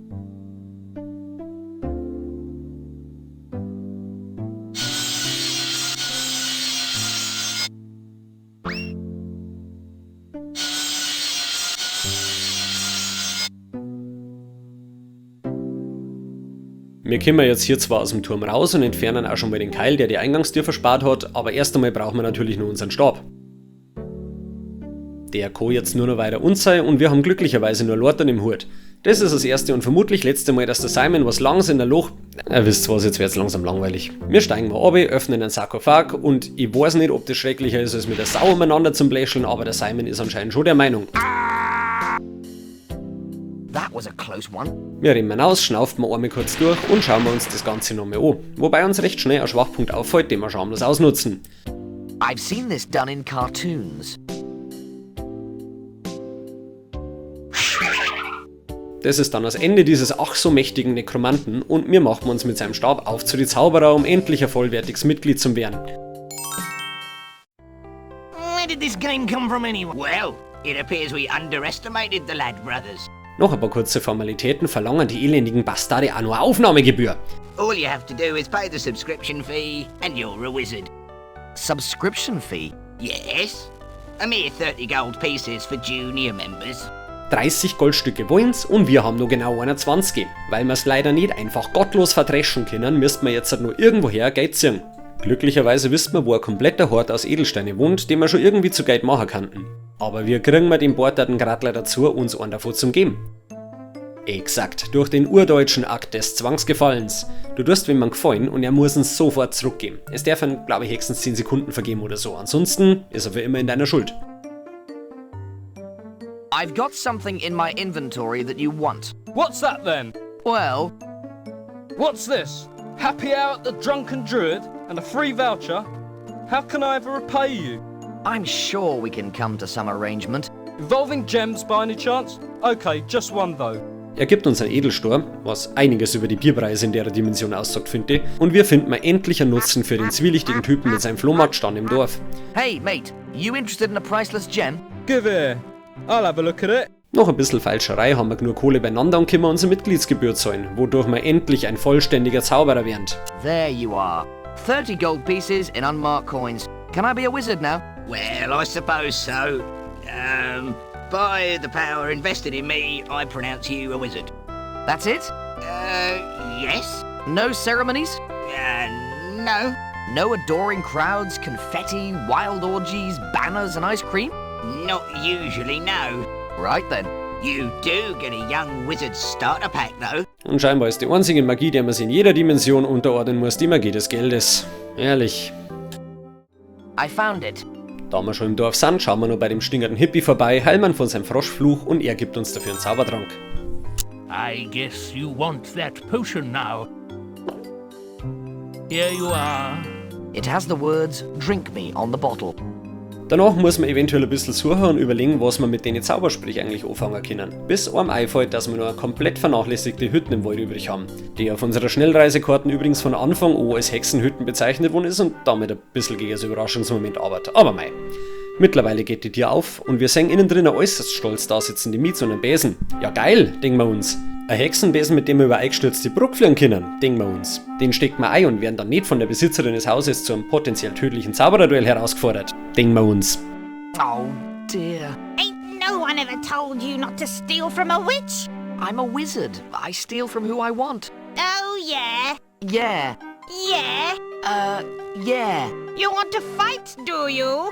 You want a wizard's duel? Wie ich gerade schon subtil angedeutet habe, müssen wir uns jetzt mit der Hex duellieren. Okay. Das Ganze folgt die Regeln vom klassischen Zaubererduell, wo man sich durch das Sprechen von magischen Worten in zum Beispiel Tiere verwandelt und schaut, welches aufgrund seiner natürlichen Überlegenheit gegenüber dem anderen gewinnen hat. Es ist quasi eine arkane Art von Einhallen und man braucht 3 Stich zum Gewinner.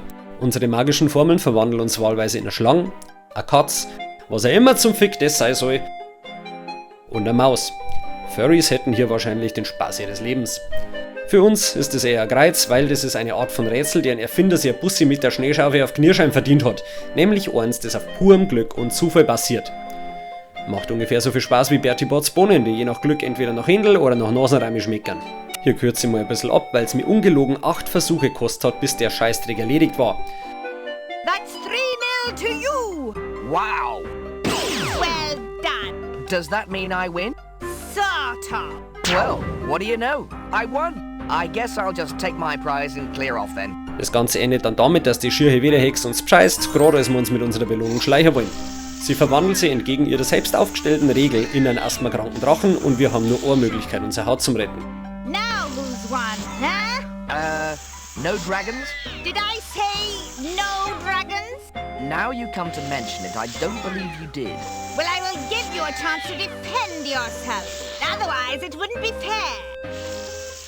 Abracadabra! This must be my lucky day. Da die Hex anscheinend einen kompletten Vollschaden hat, kommt es nicht drauf, dass wir jetzt außerhalb von ihrem Haus sein könnten. Somit hatschen wir zurück zu Sordets Festung und stellen fest, dass eine hervorragende Zeit ist für Klugscheißerei. Ich bin ja ein großer Sprachenfan und finde es ziemlich geil, welche Worte wir so in unser Alltagssprach integriert haben, deren Wurzeln wir uns größtenteils überhaupt nicht bewusst sind. Beispiel Hatschen. Das ist keine andere Version von Latschen, sondern stammt von der Hadsch, dem Pilgergang nach Mekka, den jeder gläubige Moslem einmal in seinem Leben gegangen sein soll. Ist ein bisschen wie der Jakobsweg, nur minimal tödlicher, weil es schon des Öfteren Massenpaniken, Brände oder Hitzestaus gegeben hat, die mehrere tausend Gläubige das Leben gekostet haben. Ich darf heute sagen, macht es ganzjährig möglich und nicht nur während der paar heilige Tage, aber wir wissen alle, wie flexibel Religionen so sind. Das Ganze endet mit dem Umschreiten der Kaaba, was ausschaut wie der krasseste Circle-Pit aller Zeiten.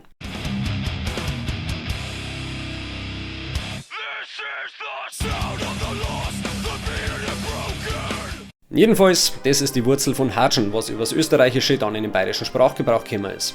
Mir pilgert man jedenfalls nirgendwo hier, außer mit dem Schädel gegen die Wind, weil man wie ein 12-jähriger Dorfdepp auf eine Maschine aufsteigen, von der man nichts verstehen kann.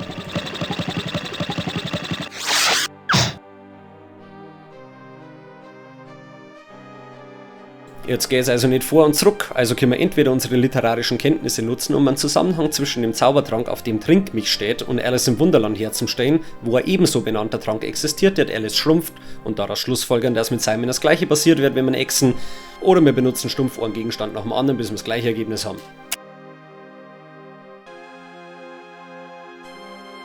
Gleichzeitig schütteln uns Marie Kondo am Knack, bis wir nichts mehr besitzen außer unserer Speicherkarten, und durch einen winzigen Riss in der Tür geht's ab in den vorletzten Bereich vom Spiel. Hello, boy. How did you get in here? Really? Was wir soeben hören durften, war die ausführliche Erklärung, warum unser Hund vor uns in dem Turm ist. Und ob wir wollen oder nicht, der tragt uns jetzt einmal durch den Raum. You've got a killer hairball here, boy. I'll get it for you. Nachdem wir im unterwegs nur ein fusseliges Haar aus dem Meizung haben, schmeißt er uns zur Hintertür raus und wir stehen in Sorits Zen-Garten. Hier bewundert man mal wieder die wahnsinnig detaillierten Hintergründe und macht man so eine Reihe von Rätseln, die ich als Kind schon brutal frustrierend gefunden habe. Als erstes klauen wir ein sehr offensichtliches Bladel auf.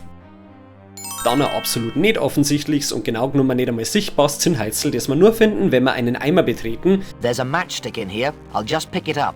Und anschließend einen komplett unscheinbaren Stor. Und von hier an ist eigentlich F10 unser bester Freund. Wenn wir jetzt noch links weitergehen, ist unser See im Weg. Zum Glück haben wir schon alles, was wir brauchen, um uns das putzigste Boot aller Zeiten zu bauen.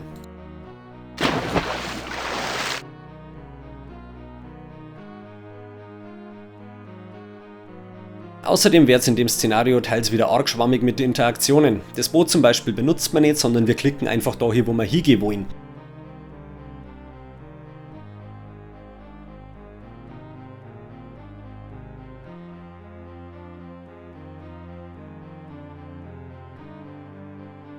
I've run aground. There's not enough water to cross the puddle. Jetzt steckt man sprichwörtlich fest, weil es nicht nur Wasser zum Weitersegeln gibt. Woher kann man jetzt das Wasser kriegen? Wir erinnern uns an den verrosteten Wasserhahn und überlegen, wie man wieder zum Laufen bringen. Jetzt kann man natürlich darauf kommen, dass man trotz Rost geschmeidig machen kann, indem man einölt und dass man dafür die Samen einsammeln und mit dem Stor zu Öl zerbatzen kann, um anschließend mit Hilfe von dem Hundehaar raufzuklettern, ein Hahnei zum Schmieren und zu guter Letzt am Haar zum Ziehen, damit der Hahn wieder läuft. Oder man macht's wie ein normaler Mensch und katapultiert seine Tastatur durchs Zimmer, um danach einfach wieder alles auszuprobieren, was man hat. Wie gesagt, hier sind die Rätsel und die Steuerung eine wilde Mischung aus, ja, ist ja logisch, und habt ihr Beton geraucht? Danach setzen wir ans andere Ufer über, wo unser lästiger Frosch im Weg sitzt. Wenn wir uns dem Viech irgendwie nähern, kommt eine Szene, bei der ich jedes Mal über die schlechte Voice-Acting lachen muss. Oh, hey, I'm alive. But where the hell am I? Hey, I'm inside the frog. Yuck.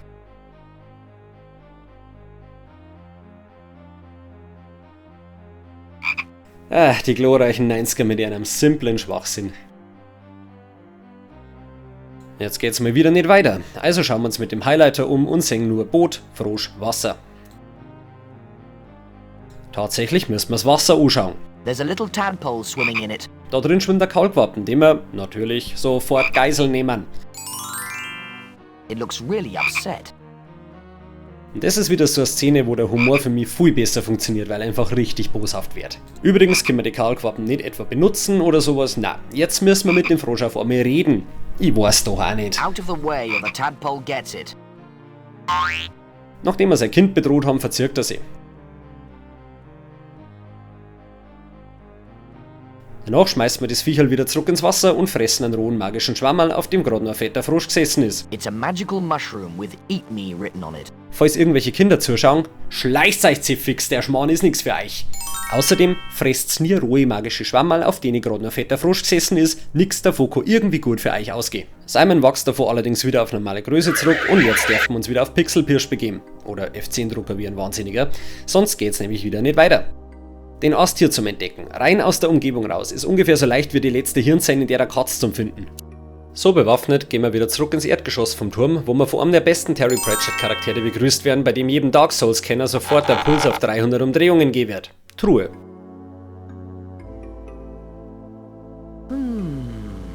Looks like some sort of earth tremor.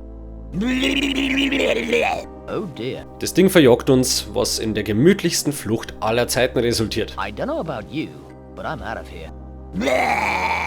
Unser Spielraum ist jetzt auf exakt einen Bildschirm begrenzt, was fairerweise deutlich einfacher macht, den Ast letzten Endes zum Finden, wenn wir nicht schon hätten. Ich denke trotzdem, das hätte man komplett umgehen können, indem man den Ast einfach in einer ungewöhnlicheren Umgebung platziert oder durch irgendein anderes auffälliges Item ersetzt, aber mei. So habe ich wenigstens was zum Motzen. Wir verpassen Truhe eine Kiefersperre und sie hockt sich bockig auf den Boden und gibt der Ruhe. Warum es den Ast nicht selber entfernt, keine Ahnung, aber praktisch für uns. Wieder mal steckt man ein, was umeinander liegt, nämlich den Schild und eigentlich auch den Speer, aber das habe ich vergessen. Ja mei, dann halt später.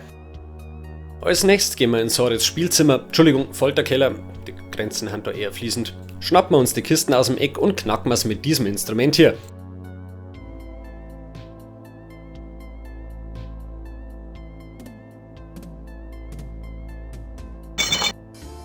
Und das ist tatsächlich exakt das, was ich gern mit den Händen von einem gewissen IGN-Mitarbeiter machen darf, der die schlechte Review über Alien Isolation geschrieben hat. Eins der mit Abstand besten Horrorspiele der letzten Zeit, das unter anderem wegen dieser Review nicht den Erfolg gehabt hat, den es eigentlich verdient hätte.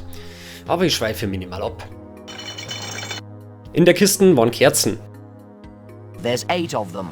Interessiert mich schon gar nicht mehr, warum die nicht einfach in einem Schubladen liegen, sondern in einer verschlossenen Kiste in einem Folterkeller, ist alles sehr wurscht. Im ersten Stock stehen wir dann in Sordets Schlafzimmer und kriegen den Eindruck, dass sogar blind im Ikea-Einkauf eine bessere Idee gewesen war, als was er immer hier diese Inneneinrichtung zu verantworten hat. Mir steckt man einen Zauberstab ein, den wir ohne Highlight-Funktion nicht vor Erscheinen vom guten Uwe Boll-Film gefunden hätten und stellen fest, dass es Sordets Versteinerungszauberstab ist, mit dem er die Welt beherrschen will. Aber Hauptsache Kerzen haben sicher in der Truhe eingespart, gell? Danach fangen wir ein Gespräch mit seinem Schminkspiegel an, der uns erzählt, dass er magisch ist. Okay, ehrlich. La-di-da, a talking mirror. I'm actually a magical scrying mirror. I can see out of any reflective surface anywhere in the world. Just name the place and you can hear and see it as if you were there. Wir schauen uns weiter um und stecken einen Socken ein, der brutal nach Gorgonzola stinkt. Das ist so ein Cast, der einfach nie erfunden werden hätte sollen. It smells of 100-year-old Gorgonzola. Ein einzelner abartig der Stungen Socker aufzuheben ist ja eigentlich schon eine ziemlich wilde Sache. Vor allem, wenn man noch nicht einmal einen Grund dafür hat. Aber der kommt halt erst später. Auf dem Bett flackt auch noch was. Ein verdächtig riechender Geldbeutel. It's a suspiciously smelling pouch. Das ist eine Anspielung auf den Spruch Pecunia non olet. Es ist Klugscheißerzeit! Im alten Rom hat man in die belebteren Zonen Amphoren, das sind so Vasen mit Größenwahn, aufgestellt, damit Leute eine Sache können. Das Gesorgte ist dann wie später im Mittelalter ebenfalls zum Gerben von Leder benutzt worden. Der damalige Kaiser Vespasian hat darauf dann eine Steuer erhoben, weil er mehr Geld haben wollte. Absoluter Arschloch-Move. Stellt einmal vor, jemand darf das heute probieren. Geld verlangen nur, damit man ein körperlich notwendiges Bedürfnis befriedigen. Naja, stimmt. Sein Bruder Titus hat das wohl ähnlich hinterfotzig gefunden und daraufhin hat ihm Vespasian das erste damit verdiente Geld unter die Nasen gehalten und gefragt, ob's stinkt. Logischerweise hat Titus das verneinen müssen, weil Geld stinkt ja nicht. Und so reden sie heute noch irgendwelche Arschlöcher damit raus, dass es ja quasi wurscht war, woher ein Geld kommt. Neben seiner Shisha flackt der Bier hier über Zauberstäbe, das man schnappern. It tells you all about magic wands. It says that the only way a magic wand can be destroyed is to throw it into the fiery pits of Rondor. Die feurigen Gruben von Rondor. Wow. Im zweiten Stock findet man dann zwei Dämonen, die mit der Gesamtsituation unzufrieden sind. An intruder. Intruder, yeah. We could just carry on with the game, just like ignore the intruder. Ignore, yeah. Okay then. What are you? We are Sordid's personal bodyguards, jailers, gardeners, cleaners, chefs, you name it, like, we do it. We do, yeah. It's a living hell. Why don't you just escape using the teleporter? We tried. It doesn't, like, work for demons. We need a wizard powerful enough, like, to send us back to the pit. Pit, yeah. If you are a wizard, then send us back to the pit. And in return, we'll tell you how to use the teleport. Teleport? Yeah. Wie kriegen wir die zwei jetzt zurück in die Hölle? Wie so oft findet man die Antworten in einem Bierheh. Aber das Bierheh findet man garantiert nicht ohne F10. Exakt. Wir schnappen uns das Ohrenpixel, brauen die Buch und stellen fest, dass es Sordid's Zauberbierheh ist. It's Sordid's spellbook. It looks just like mine. There's a spell here to return demons to hell. You need a double square with 8 candles, a mouse and a human skull. You also need to know the demons' true names. Und da haben wir neue Einkaufslisten. Mal schauen, ob wir davon schon irgendwas mit uns rumtragen. 8 Kerzen? Check. Eine Maus? Na. Ein Menschenschädel? Da haben wir kein 15-jähriger Erdschlordsand? Na. Irgendwas, um ein Symbol zu zeichnen? Ebenfalls Fehlanzeige. Aber warte mal, einen Stock tiefer habe ich glaube ich was gesehen. It's a mousehole. Das habe ich übrigens nicht irgendwie editiert, das ist die Originalsprachausgabe gewesen und ich habe genauso wenig eine Ahnung davon, was da mit dem Wort Mousehole passiert ist.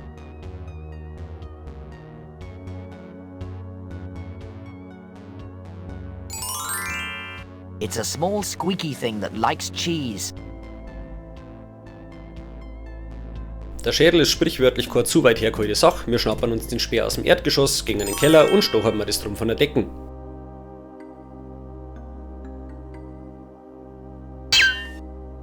Wer auf die Lösung für die wahren Namen von den Dämonen gekommen ist, der schreibt es mir bitte gerne in die Kommentare. Das Rätsel war mir nämlich immer zu hoch.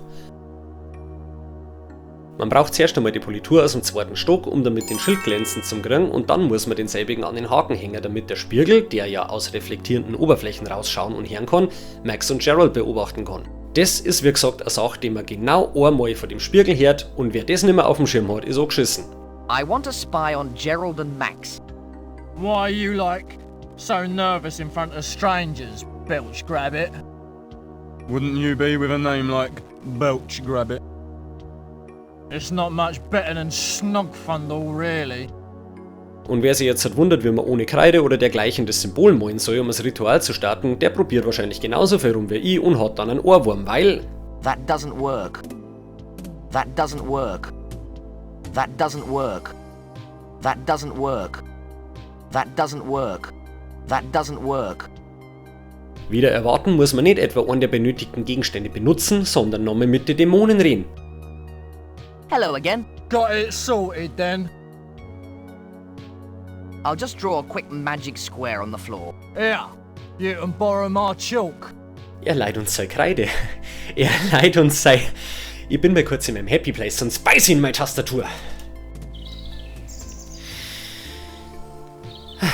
Wo waren wir?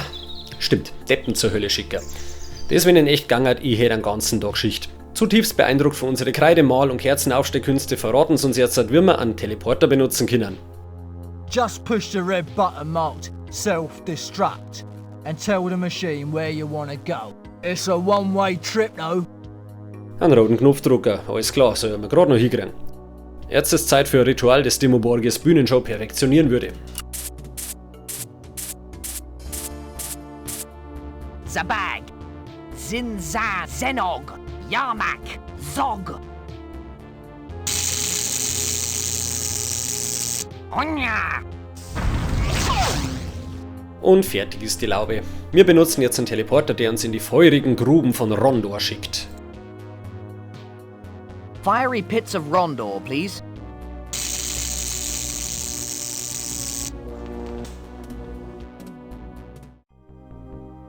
Und hier klauen wir erstmal ein bisschen Müll auf, weil wir mittlerweile einfach drauf konditioniert sind. Anschließend versuchen wir uns mit Hilfe unserer Mächtigkeit ein Gratis-Ticket zu ergaunern, was leider mit unserer Erbärmlichkeit kollidiert. Do you do special rates for mighty wizards? Mighty wizards go free. Why do you ask? Because I am a mighty wizard. And I'm the Tooth Fairy. Have some brochures. Neben blöde Kommentare kriegen wir aus dem Sympathen hier leider nur eine Broschüre raus. Oh look, there's an elastic band around them. Da unser Heldenleben bisher sowieso nur aus Chaos und Zerstörung bestanden hat, machen wir einfach so weiter und bauen uns eine Storschleider. Bart Simpson war stolz auf uns, wir ballern nämlich damit jetzt halt auf einen Feuermelder. Ein Feuermelder in die feurigen Gruben von... Ja, ich glaube, ihr checkt den Witz auch ohne mich. Fire! I'm out of here.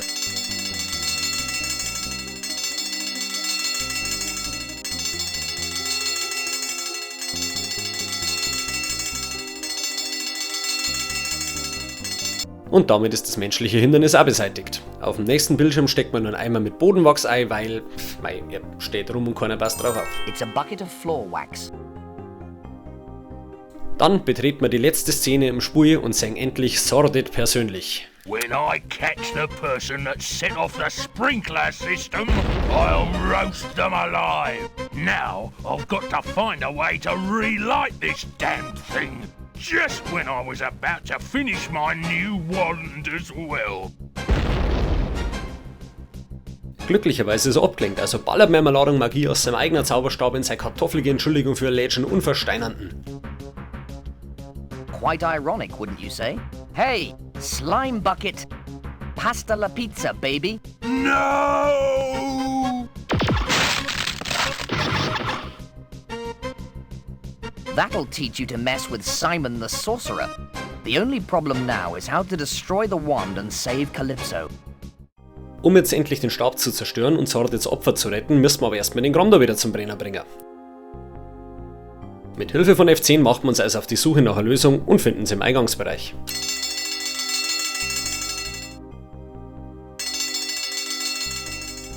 Ich finde es irgendwie geil, dass das klingt, als müsste der Feuermelder erst mit durchschnaufen, bevor er weiterschreien kann.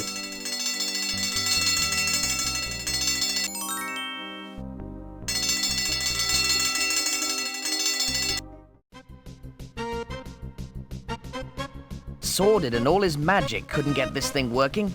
And you expect me to be able to do it with a book of matches?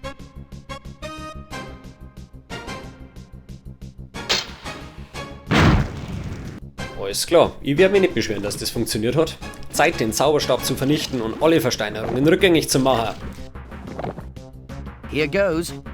Now all the statues should return to normal. I'll be made a hero for sure. Not only have I rid the world of Sordid, but I've saved all the good guys as well. At least I'm out of danger now. Aber Simon war nicht Simon, wenn er nicht ein kompletter Depp war. I just had a thought. Well, well, well, little wizard. You've made me really angry now.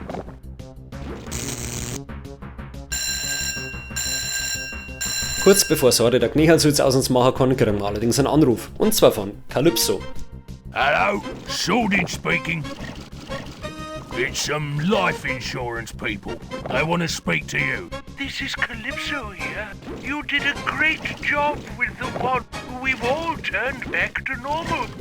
I'm coming to rescue you. Try and stall him for a bit. Hilfe ist unterwegs und wir müssen nur noch irgendwie überleben. Wunderbar. Get ready for pain such as you've never imagined. Sordid bratzt uns jetzt leider erstmal in der Dimension unendlichen Schmerzes, also einen Bildschirm weiter nach links. That'll teach that little squirt to mess with me.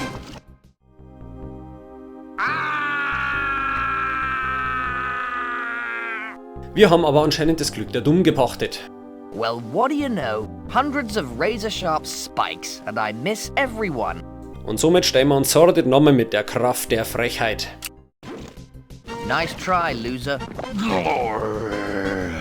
This time, I'll make sure you die. Es folgt der lächerlichste Bosskampf aller Zeiten.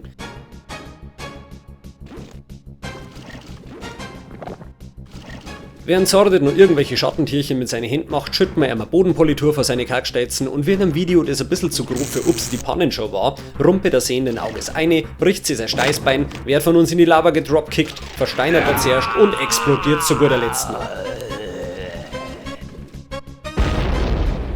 What's happening?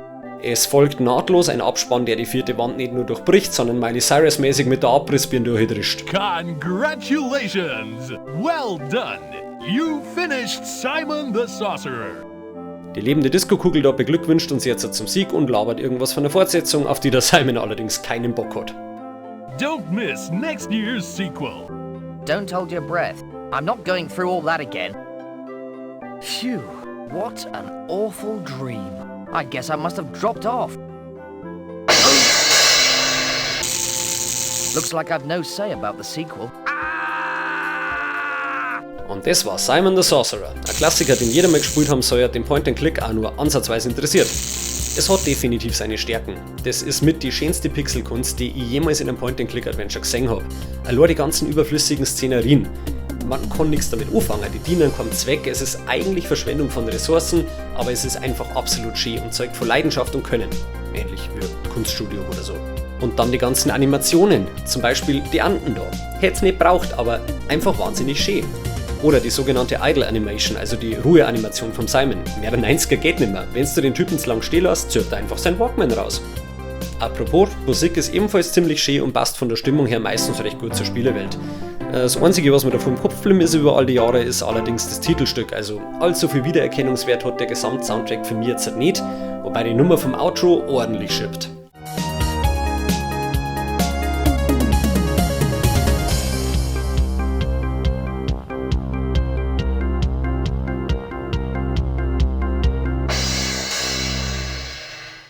Die Sprachausgabe ist teilweise Arsch. I shall not be moved.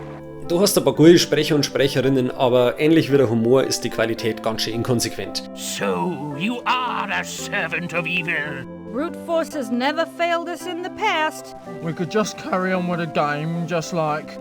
Allein der Troll ist für mich schon echt grob und die Holzwürmer haben einfach gefühlt eine glühende Häkelnadel in meinem Hirn.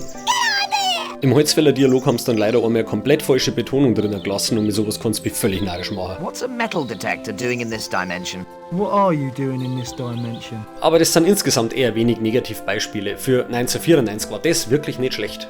Und der Humor, ja, wie schon gesagt, insgesamt finde ich ihn zu zahm. I'm an accountant, you know. In Teil 2 ist der Simon ein herrliches Arschloch, hat von nix Respekt, redet nur dumm daher und ist angenehm geschert. Ein gescheiter Anti-Held halt. In Teil 1 kann man durch die Auswahl der Antworten von relativ höflich bis minimal sackratig selber entscheiden, was Simon für einen Charakter hat.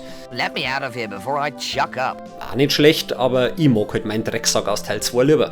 Das Interface ist nichts Nice, es hat halt ein LucasArts-Schema, damit machst du nie was verkehrt. Die Steuerung bzw. das Umgebungsdesign hätte aber nur richtig Feinschliff vertragen können, wenn du mich fragst. Ohne die Highlight-Funktion bist du an zu vielen Stellen im Spiel einfach wie eine Maus, die im falschen Moment unter der Kur durchläuft. Angeschissen. Für manche Gegenstände brauchst du Augen vom Scharfschützen, weil sie perfekt in die Umgebung eingebettet sind. Einige Bildschirme lassen sie intuitiv nicht richtig verlassen, zum Beispiel die Treppen in Sorits Turm, die Tür vom Garten oder die Lianen bei der Schlucht. Und dann sind da halt die Rätsel. Rätsel haben eigentlich immer das Kernelement von Point-and-Click-Spielen, auf dem Fortschritte, Erfolgserlebnisse und oft nur der Humor basieren. Und da hat Simon 1 zwar durchaus seine Glanzlichter, wie zum Beispiel den Bart vom Zwerg zum Klauen und mit Mine zum Kämmer, das ist ziemlich logisch und ziemlich naheliegend. Aber dann hast du halt auch solche hirnverbrennten Wascheln, wie eine Handvoll Bohnen auf einen magischen Scheißhaufen schmeißen, damit es eine Wassermelone wären, die man dann braucht, um den Tuba-Terroristen zum Schwein zu bringen. Ja, hau mich zusammen, wo ist denn da eine Logik? Zu guter Letzt muss man noch sagen, Simon the Sorcerer 1 ist ein Abklatsch von Monkey Island, woraus die Entwickler auch nie wirklich einen Hehl gemacht haben. Und auch wenn die Vader recht kreative Idee ist, die Handlung ist nicht. Simon geht unfreiwillig auf eine Rettungsmission und erlebt zwar irgendwelche Sachen, aber ich zumindest habe nie das Gefühl gehabt, dass ich aktiv wen rette. Geschweige denn vor irgendwem, weil Sordid leider erst komplett zum Schluss in Erscheinung tritt. Im Gegensatz zu zum Beispiel LeChuck, der bei Monkey Island immer mal wieder ein bisschen mitmischt oder zumindest in Zwischensequenzen seine Pläne oder Fortschritte zeigt werden. Und ein richtiges Ende kann man das hier auch nicht nennen, aber das gehört wahrscheinlich eher zu der leicht satirischen Art von dem Spiel, das sie nicht ernst nimmt. Da die Simon 1 also empfehlen. Ja, Vollgas. Vollgas? Nein, nein, bitte kein Vollgas. Okay, Vollgas. Es ist zu Recht der Klassiker im Genre und hat sehr viel für sich. Macht's nur die Musik ein wenig leiser, damit ihr die Stimmen überhaupt verstehen könnt und vergesst Gottes Willen F10 nicht. Dann werdet ihr eine gute Zeit damit haben. Für mich hat das Ganze einen hohen nostalgischen Wert und ich mag's trotz seiner Fehler und Stolperer furchtbar gern. Aber, und jetzt sage ich was, das ich normalerweise nicht mehr sagen darf, wenn du mir einen Schlagbohrer ans Gemächt holst, spielt es auf Deutsch. Ich finde tatsächlich die deutsche Synchro besser. Die Stimmen sind klarer, sie haben mehr Ausdruck, sogar die Ziegenböcke haben ein leichtes Mähen drin, wenn sie reden. Es ist das einzige Beispiel, das mir gerade einfällt, wo ich nicht zum Original ran darf. Und so weiter. Das ist doch so einfach. Jetzt passen Sie mal auf, Mr. Gruff. So, das war ein sauberer Marathon. Merci an alle, die tatsächlich bis zum Schluss dabei bleiben sind und vor allem merci an alle, die mir hier oder auf Instagram folgen, mir Feedback geben und sich über meine Videos wirklich freuen. Ich freue mich wie immer über Daumen jedweder Herkunft, Kommentare und wenn ihr meinen Kanal abonniert und ihr könnt gerne ran, was das nächste Video wird. Ich gebe euch 2 Tipps, Pennywise und eine alte deutsche Familie. Bin gespannt, wer für euch draufkommt. Ich sage jedenfalls Servus Erdnuss und bleibt friedlich.